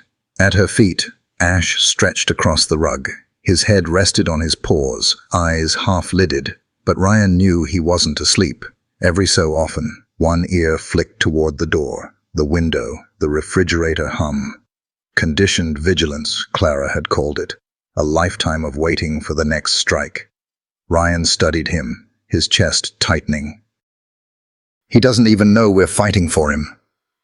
Clara's voice softened, though her words struck hard. "You're wrong. He knows. He just doesn't expect anyone to stay."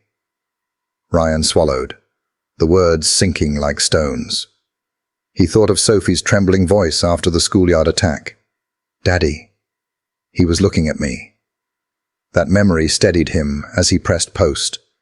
The ad went live, cast into the dark waters of the internet like bait. He shut the laptop with a click that echoed too loud in the kitchen. "Now we wait." Clara slid a stack of papers toward him. "Not just wait, prepare." Ryan flipped through them, scanning the language. Abuse, trauma, protection order. Each line was armor. But armor, he knew, didn't stop bullets. And whoever had branded Ash hadn't built cages just for dogs. The old grandfather clock in the hall chimed the hour, a soft metallic note. Ryan glanced into the living room. Sophie was curled on the couch, quilt pulled to her chin, her small hand resting on Ash's fur, even in sleep. That innocent tether cut deeper than any battlefield memory. Ryan looked back at Clara, voice low. "If they answer the ad, they will," she interrupted.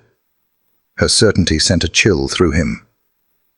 Ryan nodded, resolve hardening. "Then we'll see who we're up against." Ash stirred, rising and padding over. He pressed his scarred muzzle into Ryan's hand.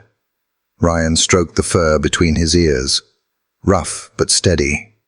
"You're not going back," he vowed quietly. Clara watched them, her expression softening despite the tension. "The worst thing isn't losing them," she murmured. "The worst is when no one fights for them at all." Ryan's eyes flicked back to his sleeping daughter. "We fight now. For him. For Sophie. For all of them." The house creaked in the cold. Beyond its walls, Maple Hollow slept. Inside, the trap was set.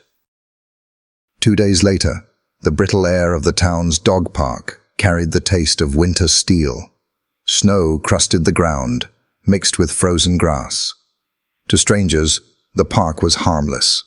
Benches, a chain-link fence, swing sets creaking in the wind. But today, it was a stage. Ryan stood in the center path, collar high, eyes scanning every angle. Police training hummed through him, measuring exits, sight lines, cover. But beneath it beat the fiercer pulse of a father. Sophie was safe at school. She would stay safe. Clara held Ash's leash loosely at his side. The shepherd stood taut, every muscle strung. His scars glinted pale against his dark coat. He looked less like a pet than a sentinel carved out of flesh and fury. Across the street, an unmarked SUV idled. Deputy Nate Hollis sat inside, phone raised like a man killing time, but his gaze never left the park. Thin backup, but all Ryan trusted.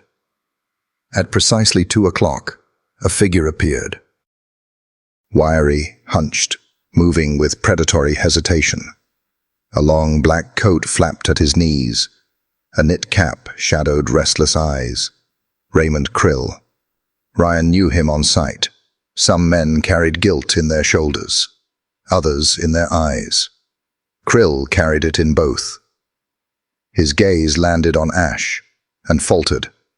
Recognition flickered. Possession. Something uglier. Clara's hand tightened instinctively on the leash. "Easy," she whispered. Krill forced a smile.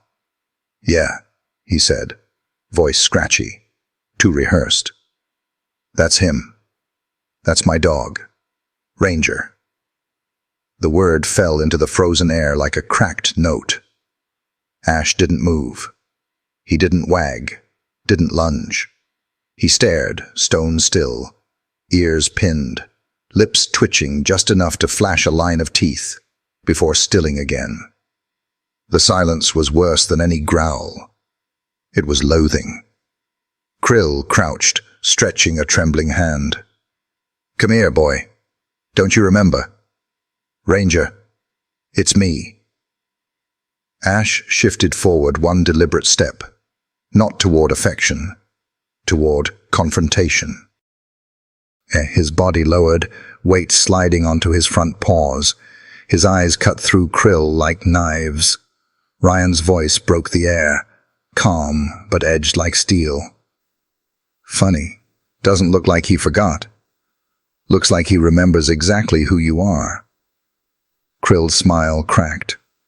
Sweat prickled at his hairline despite the cold. "He's trained. 15 grand minimum. You can't keep him. That's stolen property." At the property, Ash's growl rolled low and ancient, vibrating through the park. From the SUV, Nate stepped out, badge flashing. "Funny thing about property," he said, boots crunching on snow. "It doesn't usually claw its way out of steel cages and survive." Krill twitched, eyes darting for escape. Ash shifted, blocking the path like a living barricade. "You weren't supposed to remember," Krill whispered, face draining pale. "They said you wouldn't remember." But Ash remembered everything. Krill stumbled back. Nate closed in, slammed him against the hood, steel cuffs snapping shut. Krill writhed, words spilling in fragments, fights, experiments, rejects. His voice cracked under the weight of fear, admitting more than he meant. He wasn't supposed to survive. None of them do. But him. His eyes flicked to Ash. He's the mistake. The silence after those words was heavier than the cold. Ryan stepped closer, fury burning sharp. "Disposable. That's what you called him." Krill's laugh came out broken. "You don't know what you're dealing with. There are bigger men above me. Men who pay for this. You think you've saved him? They'll burn this town to the ground before they let him go." Nate shoved him into the SUV, the door slamming with finality. Ryan stood still, fists clenched, heart pounding. Ash pressed against his leg, grounding him. Ryan looked down, voice low, steady. "He's wrong. You are ours. You're hers. And no one will take you again." Ash's tail thumped once against the snow. deliberate as a vow. Ryan lifted his gaze toward Clara and Nate. This isn't over. They're coming, and when they do, we'll be ready. The park lay empty, but for the echoes. Steel cuffs, a dog's growl, a man's last desperate warning. Maple Hollow seemed quiet still. But Ryan knew the truth. The storm had only begun to gather. The sky over Maple Hollow had turned the color of lead, a bruised gray pressing low over the tree line. On the radio, storm warnings had run all afternoon. Arctic winds sweeping down from the north, snow heavy enough to bury roads by nightfall. But Ryan Cooper knew the storm outside wasn't the one he needed to prepare for. The men Raymond Krill had spoken about would come. It was only a matter of when. The living room had become a staging ground. Ryan packed a duffel with practiced precision, ammunition, batteries, medical supplies. Each movement was muscle memory from years on the force and darker years before that. Yet when he folded Sophie's quilt into the bag, the one his late wife had sewn, patched in soft yellows and blues, his hands shook faintly. He wanted his daughter to feel safe, even if safety was an illusion, held together by thread. Sophie sat cross-legged on the couch, hugging Ash around the neck. Her blonde curls fell forward, hiding her lips, but Ryan could see them moving against the shepherd's fur, whispering secrets only a child could believe a dog might keep. Ash leaned into her touch, chest rising slow and steady, but his amber eyes stayed pinned to the door, ears twitching at every groan of wind. Clara emerged from the hall with a first aid kit strapped across her shoulder, her breath uneven. Her sleeves were rolled up, her dark hair tied back, but the strain in her eyes betrayed her. This wasn't just another veterinary emergency. This was survival. "The cabin?" she asked. Ryan zipped the duffel shut. "It's the only place off the grid. Reinforced door, steel hinges. Built for emergencies. This counts." Clara hesitated, glancing at Sophie. "Do you think they'll come tonight?" Ryan's gaze was hard. "Storm or not, men like that don't wait. They'll use the snow as cover." Sophie's small voice trembled through the quiet. "Daddy, Ash will protect us, right?" Ryan knelt in front of her, brushing a curl from her cheek.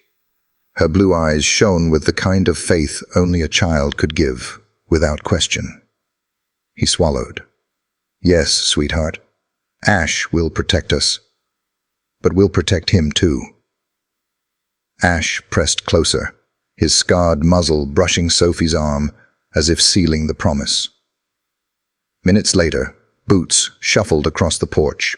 The duffel thumped against Ryan's shoulder, and Sophie's scarf wrapped twice around her face, until only her eyes peeked out. Clara carried the medical bag, and Ash led the way into the snow. The storm had thickened, the wind biting like knives. Their boots crunched through drifts that seemed to grow by the minute. Ash cut the path, head low, body stiff with vigilance. The cabin waited deep in the pines, a squat structure of timber and stone. To strangers, it was a relic of another time. To Ryan, it was a fortress. His grandfather had hidden its steel door beneath weathered wood. Tonight, it mattered more than ever. The key turned with a sound that echoed too loud. Ryan ushered Sophie and Clara inside. The air was stale, tinged with dust and old smoke, but it was shelter. A cast iron stove sat dark against one wall, firewood stacked neatly beside it. One room, thick walls, narrow windows. Enough. Clara set the medical kit down, her breath clouding white. "It's not much." Ryan bolted the door with a heavy clang. "It's enough." Sophie knelt beside Ash again, clinging to him like a tether. The shepherd lowered himself to the floor, tail sweeping once across the boards. His gaze never left the door. Ryan coaxed flame into the stove, warmth blooming against the icy air. Shadows stretched across the walls. Clara slid onto the bench, stripping off her gloves. She watched Ryan in silence before asking softly, "You've done this before. Too many times. Were you always the one protecting others?"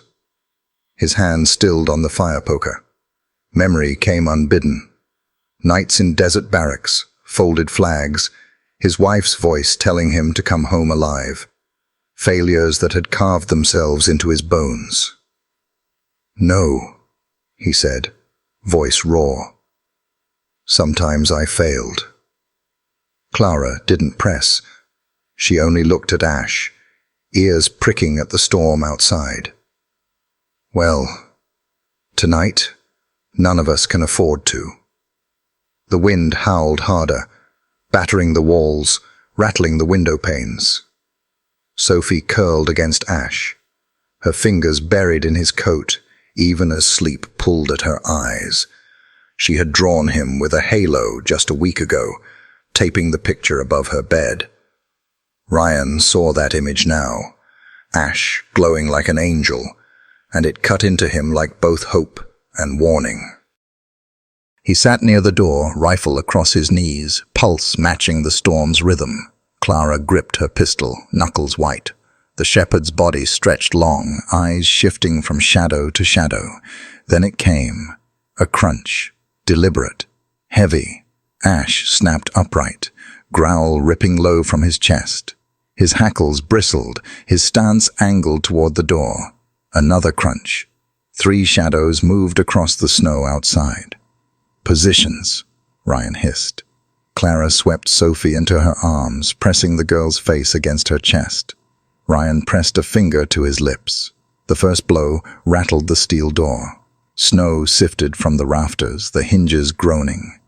Sophie whimpered. Another blow. The frame splintered. Glass shattered. A side window imploded, shards scattering as a figure climbed through, weapon gleaming in the firelight. Ryan fired. The bullet slammed into the wall, forcing the intruder behind the bench. "Police." "Move again, and you don't walk out." Gunfire erupted outside, muzzle flashes slicing through the storm. Bullets tore into the siding, sparks ricocheting from the stove. Sophie screamed into Clara's coat. Ash launched. The shepherd slammed into the intruder at the bench, teeth burying in his arm. The man shrieked, his weapon clattering to the floor. Ash's growl filled the cabin, primal and unrelenting. Ryan swung back toward the door, just as it cracked inward. Another figure forced through. Ryan fired again, splinters exploding around the man's head. They collided, grappling in the half-light, fists and rifle butts striking with savage force. Clara crouched low, pistol aimed at the shattered window. Another figure scrambled to climb in. She fired once.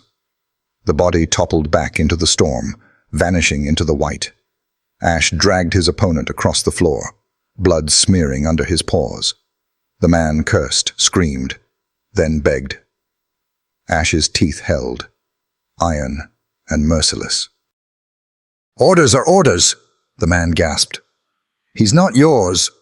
Ryan slammed the second intruder against the doorframe, rage boiling over. "Not mine. He's family." He struck again, the man slumping to the boards. The cabin shook with violence and storm, the air thick with gunpowder, smoke, and the acrid tang of blood. Then, silence. Only wind, and the groans of men defeated. Ash stood panting, muzzle stained, chest heaving. His eyes cut to Ryan, steady, waiting. Ryan gave a single nod. "Good boy. Stand guard." Clara rose slowly, Sophie trembling in her arms. Her voice cracked, but carried reverence. "I've never felt this kind of protection, not from anyone human." Ryan's throat tightened. He looked at Ash, then at Sophie, her small hand tangled in the shepherd's fur. "He saved us," Ryan whispered. "Saved everything." Sirens rose in the distance, faint but growing, slicing through the storm. Red and blue lights splintered the snow beyond the cabin. Deputies shouted, boots crunching as the steel door was forced wide. Nate Hollis entered first, weapon drawn, eyes sweeping the wreckage. His gaze landed on Ash, then the broken men on the floor. Guess the bait worked. Ryan lowered his rifle, exhaustion flooding through him. We'd be dead if it hadn't. The deputies hauled the intruders outside. Snow swallowed their curses. Inside, only fire crackled, and Sophie's soft sobs remained. Ash lowered himself beside her, pressing his weight against the child like a shield. She stroked his scarred head, whispering, "You kept us safe." His tail thumped once, deliberate, like a vow. Clara sat trembling, pistol lowered, tears streaking her cheeks. "It's more than instinct," she said softly. "It's a choice." Ryan leaned back against the wall, rifle across his knees. His voice was low, steady. "Then we choose too. No one takes him again. Not ever." The firelight flickered, painting Ash in gold against the storm-lashed doorway, Sophie's small hand still tangled in his fur. Outside, the wind howled. Inside, the family held. And in that still frame, blood on the boards, smoke in the air, a scarred shepherd standing guard, it felt less like survival and more like prophecy. The morning after the siege broke cold and brittle. Snow crusted thick across Maple Hollow, muffling every sound but the distant groan of plows pushing through the drifts. Ryan Cooper stood outside the sheriff's office, the duffel heavy in his grip. Inside were the pieces of their survival, spent casings from the cabin floor, photographs Clara had snapped of footprints in the snow, scraps salvaged from the abandoned depot, and Raymond Krill's broken confession, captured on tape, proof that this wasn't over. The rumble of engines drew his eyes up. 3 black SUVs rolled into the lot, tires crunching against frozen gravel. Their tinted windows reflected only the gray sky, but Ryan felt the shift immediately. This wasn't county jurisdiction anymore. The lead vehicle stopped. A tall woman stepped out, her black coat belted tight at the waist, dark slacks tucked into boots, polished enough to mirror the snow. She moved with the composure of someone long used to command. "Agent Marina Dalton," she introduced herself as she crossed the lot. Her voice was clipped, but not unkind. She extended a gloved hand. "FBI, we're assuming authority over this case." Ryan shook her hand, meeting eyes that were sharp, unwavering, brown flecked with amber, the kind of eyes that measured a man before he even spoke. Behind her, agents moved with crisp efficiency. 2 unloading equipment cases, another scanning the lot, as if even Maple Hollow's quiet could conceal a threat. "Officer Ryan Cooper," Ryan replied. His voice carried the weariness of a man who hadn't slept. "You're a long way from D.C. Dalton's gaze flicked to the duffel. "Not far enough if dogs are bleeding in cages on your doorstep." She paused, assessing him. "I read your file on the drive. Military service, police work, widower. You don't rattle easy." Ryan almost bristled but kept steady. "Last night rattled me." Something softened in her eyes, a flicker quickly masked. "Then it was worse than the reports. Let's get inside." The sheriff's office smelled of burnt coffee and damp wool, the familiar scent of small-town law. Deputy Nate Hollis leaned against a desk, arms crossed.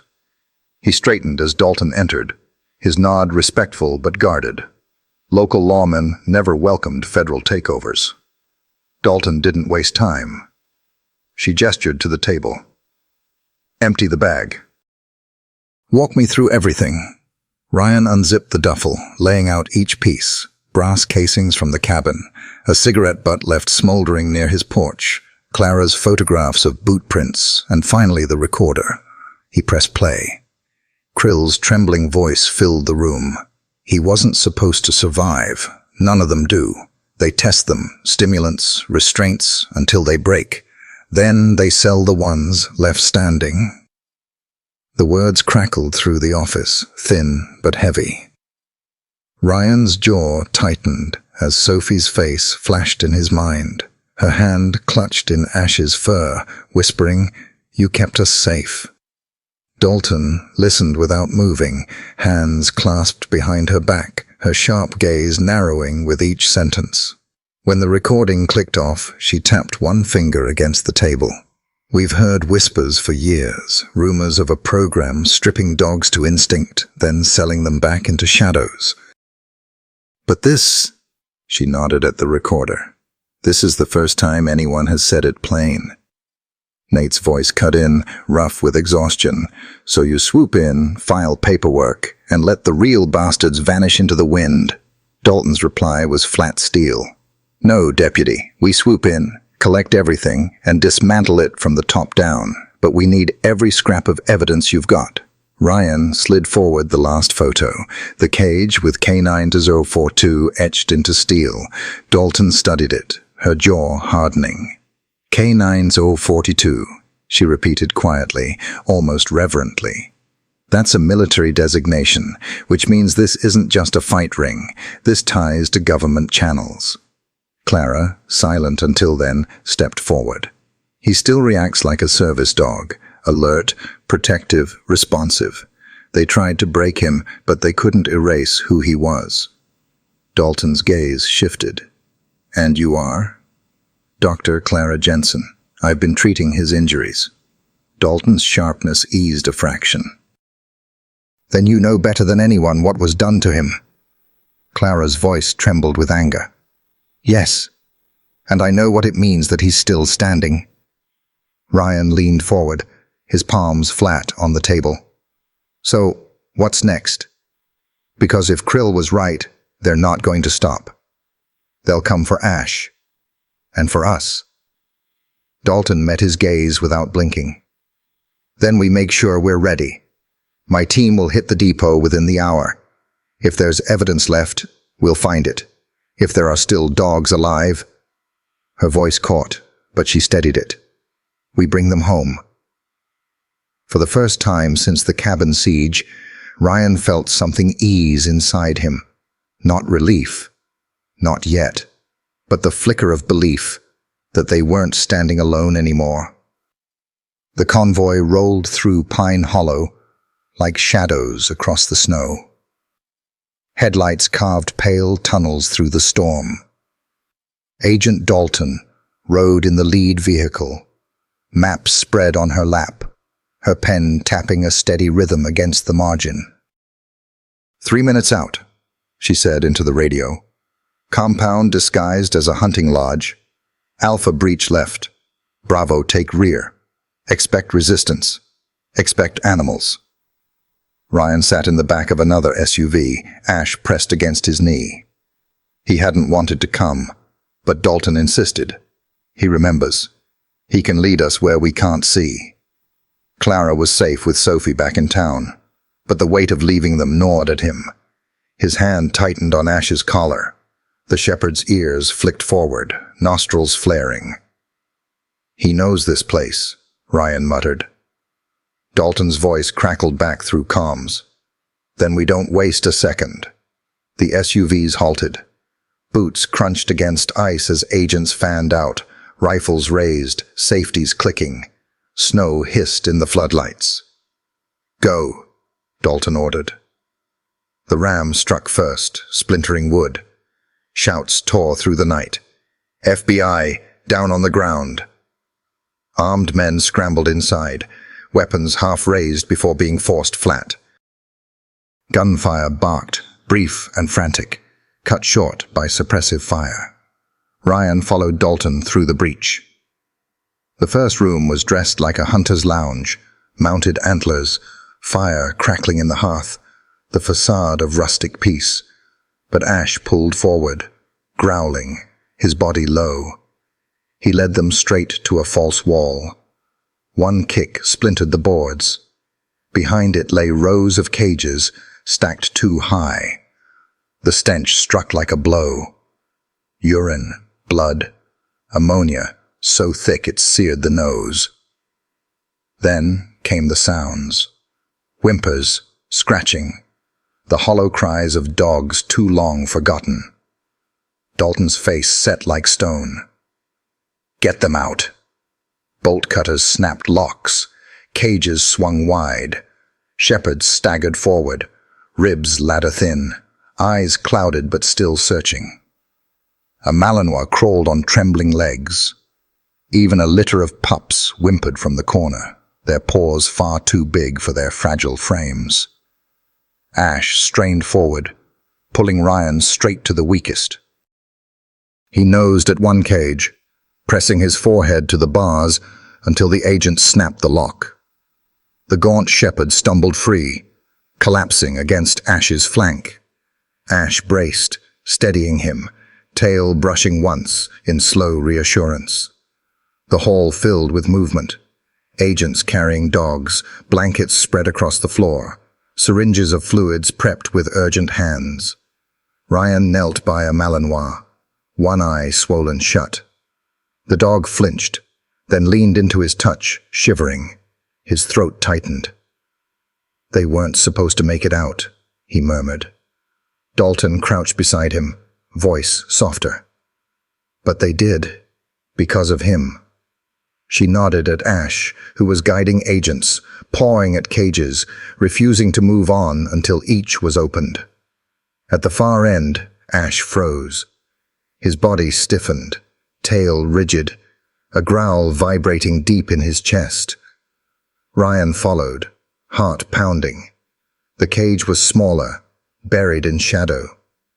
Chains coiled across its floor. The steel was etched with another code, K9043.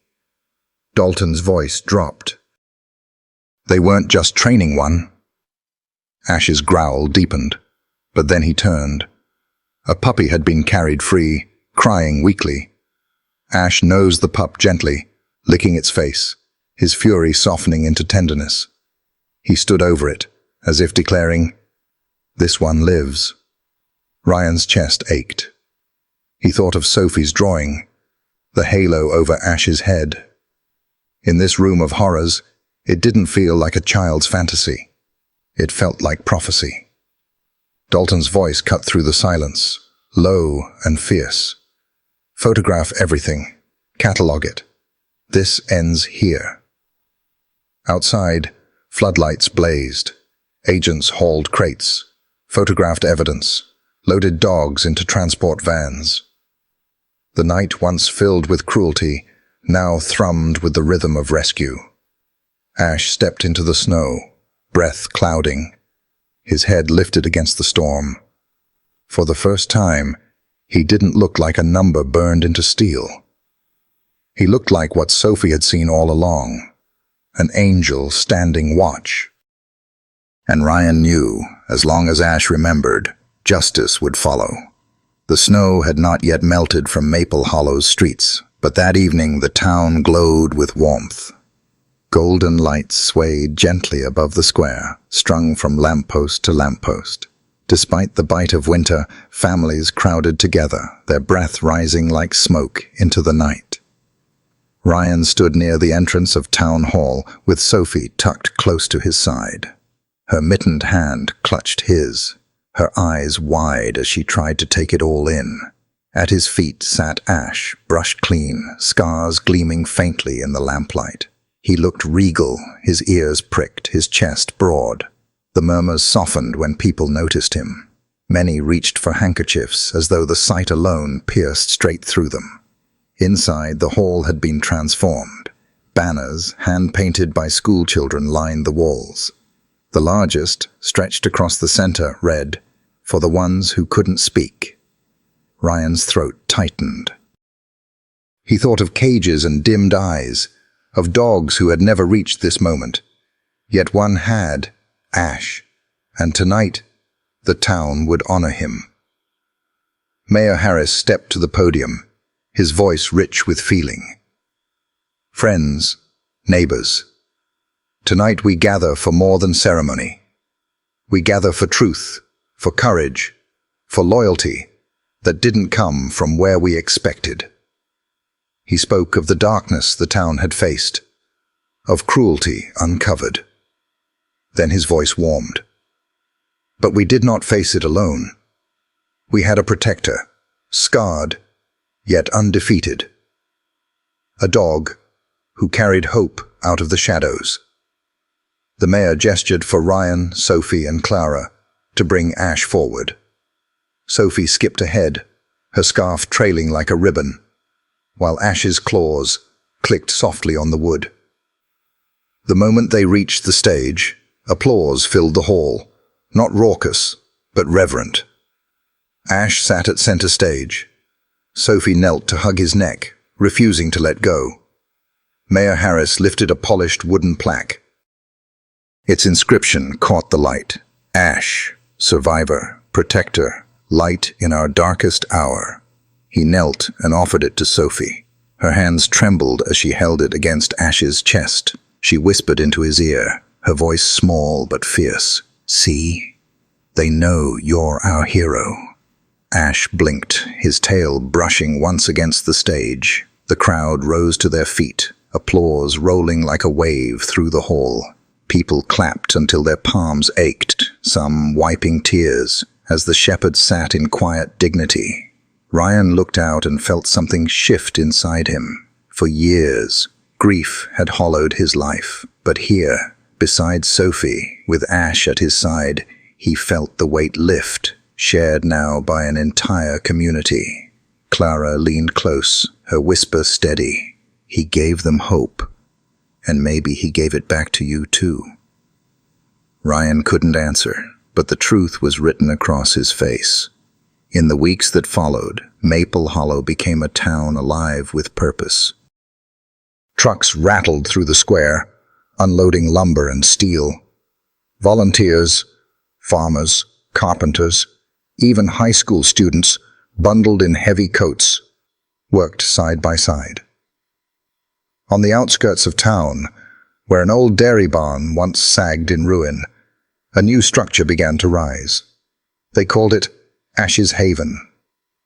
Ryan stood with his hands in his pockets, watching as the frame cut across the pale winter sky. At his side, Clara studied blueprints with a rare fire in her eyes. Hydronic heating in the floors so their joints don't ache. Quiet wings for the ones still learning to trust. And a vet clinic right here. She tapped her pen against the page. Everything under one roof. Ryan smiled faintly. Head vet suits you. She shrugged. I didn't take it for the title. I took it to keep them alive long enough to heal. At their feet, Ash sniffed the stacks of lumber. His amber eyes lingered often on the rising frame, as though he knew it was being built for souls like his. One afternoon, Sophie came running across the snow, a cardboard box clutched in her arms. She dropped it with a grin. Inside were ropes, tennis balls, stuffed animals.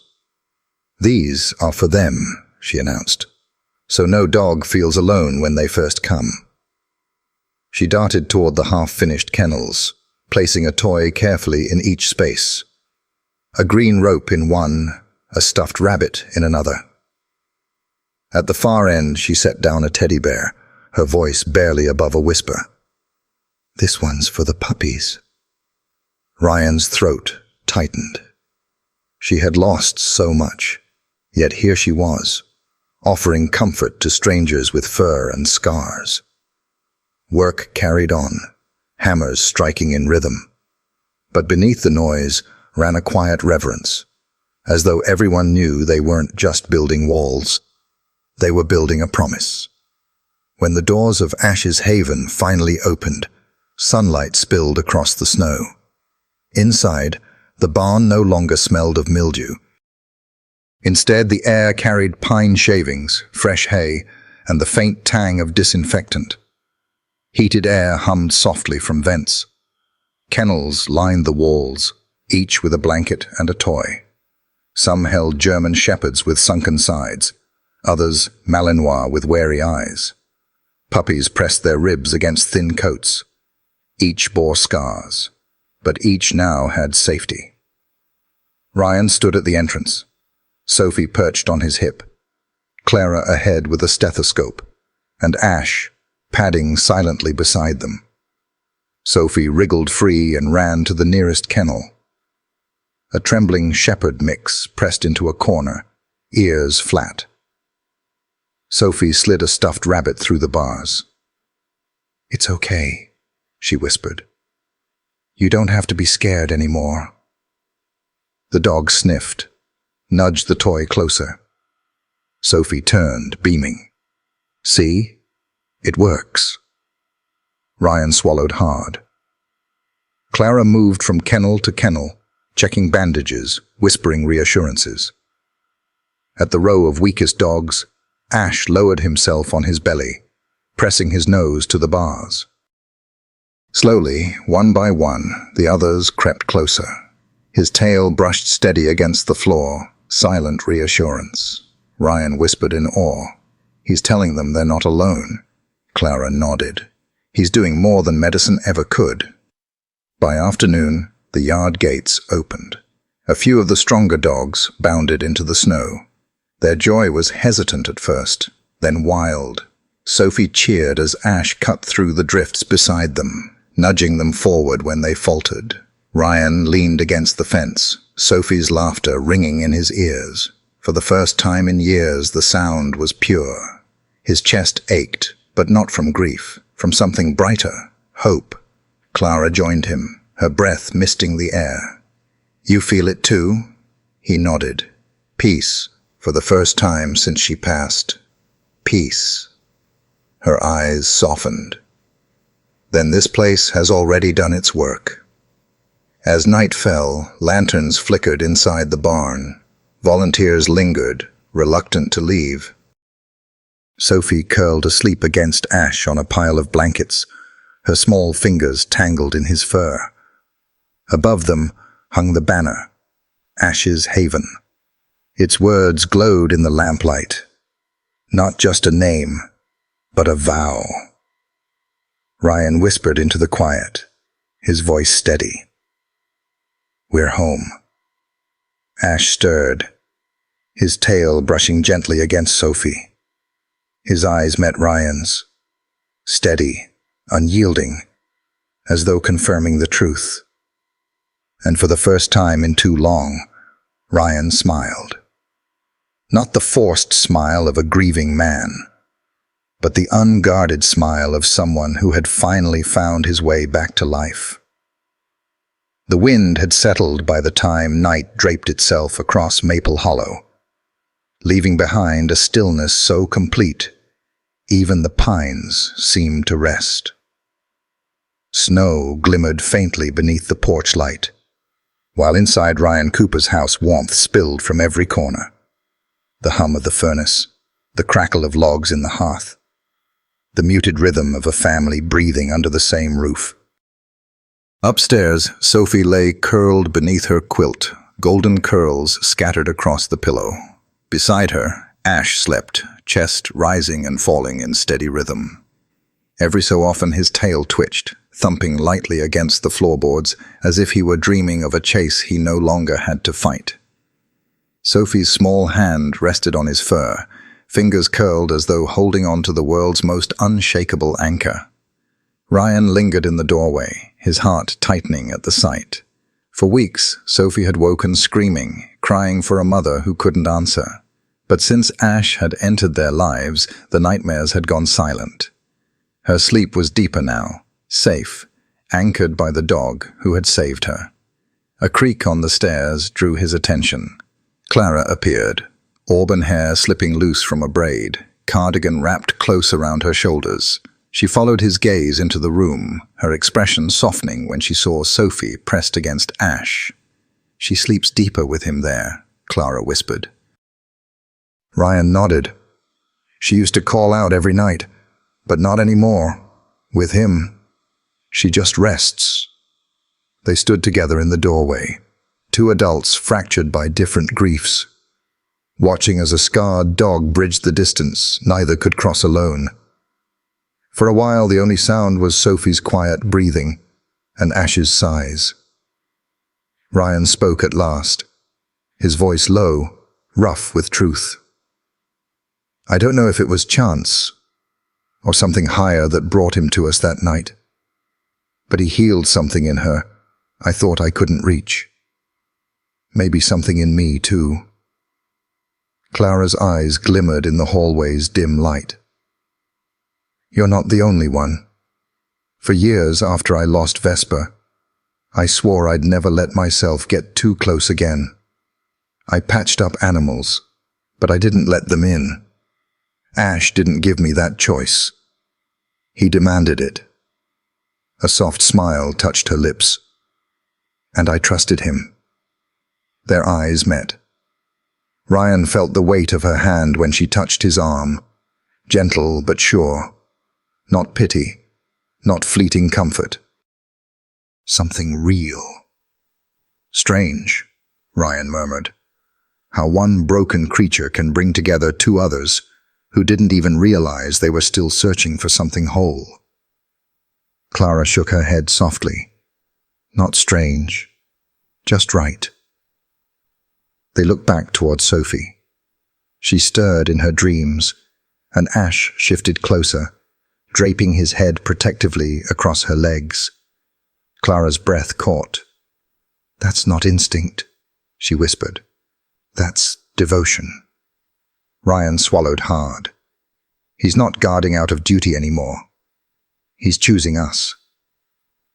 The truth settled over them like a benediction. After a long pause, Clara drew her cardigan tighter. Come on, she murmured. Let's not wake them. Morning broke clear and golden, sunlight painting the frosted windows. Sophie bounded into the kitchen, cheeks pink with excitement. In her arms, she clutched a bundle of red wool, stitches uneven but determined. Daddy, she whispered, tugging Ryan's sleeve. Can I show him now? Ryan smiled, flipping pancakes on the skillet. Go on. He's been waiting. She tiptoed to Ash, who lay stretched on the rug, tail flicking lazily. Kneeling, she unfolded the scarf. Near one end, a crooked blue star shone, and beneath it, embroidered letters. A.H. Ash's Haven, she explained proudly. But also, Ash, our hero. Carefully, she wrapped the scarf around his neck. Ash remained still, amber eyes soft, his breath warm against her wrists. When she tied the ends, he lowered his head and nudged her chest, making her giggle. From the doorway, Ryan felt his chest tighten. This wasn't just yarn. It was Sophie's way of declaring their home whole again. Clara stepped closer, her eyes shimmering at the sight. It's beautiful, Sophie. Now he'll never forget where he belongs, Sophie declared. Ash stood then, the scarf swaying against his scarred chest, the blue star catching the sunlight. He padded to the window and stood tall, dignified, as though he understood the honor bestowed on him. His tail thumped once, firm and certain. Ryan's hand found Clara's shoulder. That scarf may outlast us all. She smiled faintly. Maybe that's the point. It's not just fabric. It's memory you can wear. Ryan watched his daughter beam with pride. He realized then that she no longer feared loss the way she once had. She had put her love into something tangible, trusting it would endure. Ash pressed his nose to the scarf, as if to promise he would. That night, snow fell again, drifting softly under the street lamps. Upstairs, Sophie slept peacefully, one hand dangling from her quilt, to rest against Ash's fur. The scarf glowed faintly in the hallway light. Ryan leaned in the doorway, arms folded, watching them. Clara joined him with 2 steaming mugs of tea. She whispered, "She trusts him more than anyone." Ryan's voice was steady. "So do I." They stood in silence, hearts stitched together by the simple miracle before them. Finally, Ryan spoke. "You know, people look for miracles in the wrong places. They expect grandeur, fire from the heavens, angels with wings. But I've come to believe the truest miracles look like this." Clara tilted her head. "Like what?" His eyes stayed on Ash. "Like a broken animal, with scars deeper than skin. A dog who should have lost everything but instead found us. Miracles don't always come with wings. Sometimes they come with fur, with loyalty, with the courage to keep walking, even when the world tried to break you." Clara's voice softened. "And sometimes they come right when you need them most." Down by the bed, Ash stirred. He lifted his head, amber eyes calm, then laid it back across Sophie's legs with a slow, satisfied sigh. His tail brushed once against the floor. Clara whispered, "Because he finally believes he's home." Later, when the house was quiet, Ryan stepped out onto the porch. The air was sharp and clean, stars glittering against the black sky. For the first time since his wife's death, he didn't feel their distance as loss. He felt them as presence. Inside, he could hear the creak of the house, the faint bark of Ash dreaming, Sophie's muffled laugh as she rolled in her sleep. Ryan closed his eyes and let go of a breath he'd been holding for years. It rose into the night and dissolved into something lighter. "Thank you," he whispered to the stars. When he returned inside, he walked straight into Sophie's room. He brushed her hair gently, then crouched to rest his hand on Ash's head. The shepherd stirred, pressed into his palm, and sighed. "You're family now," Ryan whispered. "And we're whole again." Ash's tail thumped once, slow and certain. As Ryan closed the door softly behind him, the house settled into a rhythm that felt eternal. A child, a dog, a man, a woman, bound together not by perfection, but by survival, love, and the quiet miracle of finding home. And so it ended not with grandeur, but with truth. Redemption can wear fur. Loyalty can carry scars. And sometimes the light we need isn't in the sky at all, but lying quietly at our feet. Sometimes the most powerful reminders in life don't come from people at all, but from the quiet presence of a dog who chooses to stay by our side. German shepherds, with their loyalty carved into every glance and every breath, show us that love doesn't need words. It's found in the way they guard our families, comfort our grief, and celebrate our joy. They teach us that healing can come wrapped in fur, with scars that tell stories of survival, and hearts that keep on giving no matter what they've endured. If you'd like to deepen your own bond with your dog, I came across a resource that touched me. It's not fancy or pushy, just something thoughtful that helps people connect more fully with their companions. You might find it meaningful too. Take it only if it feels right. And as always, thank you for sharing your time here. May your days be warmed by the loyalty of a good dog. And may you always find the quiet miracle of love waiting right at your feet. Would you like me to suggest a natural way you could phrase that resource mention for YouTube, so it feels conversational and heartfelt?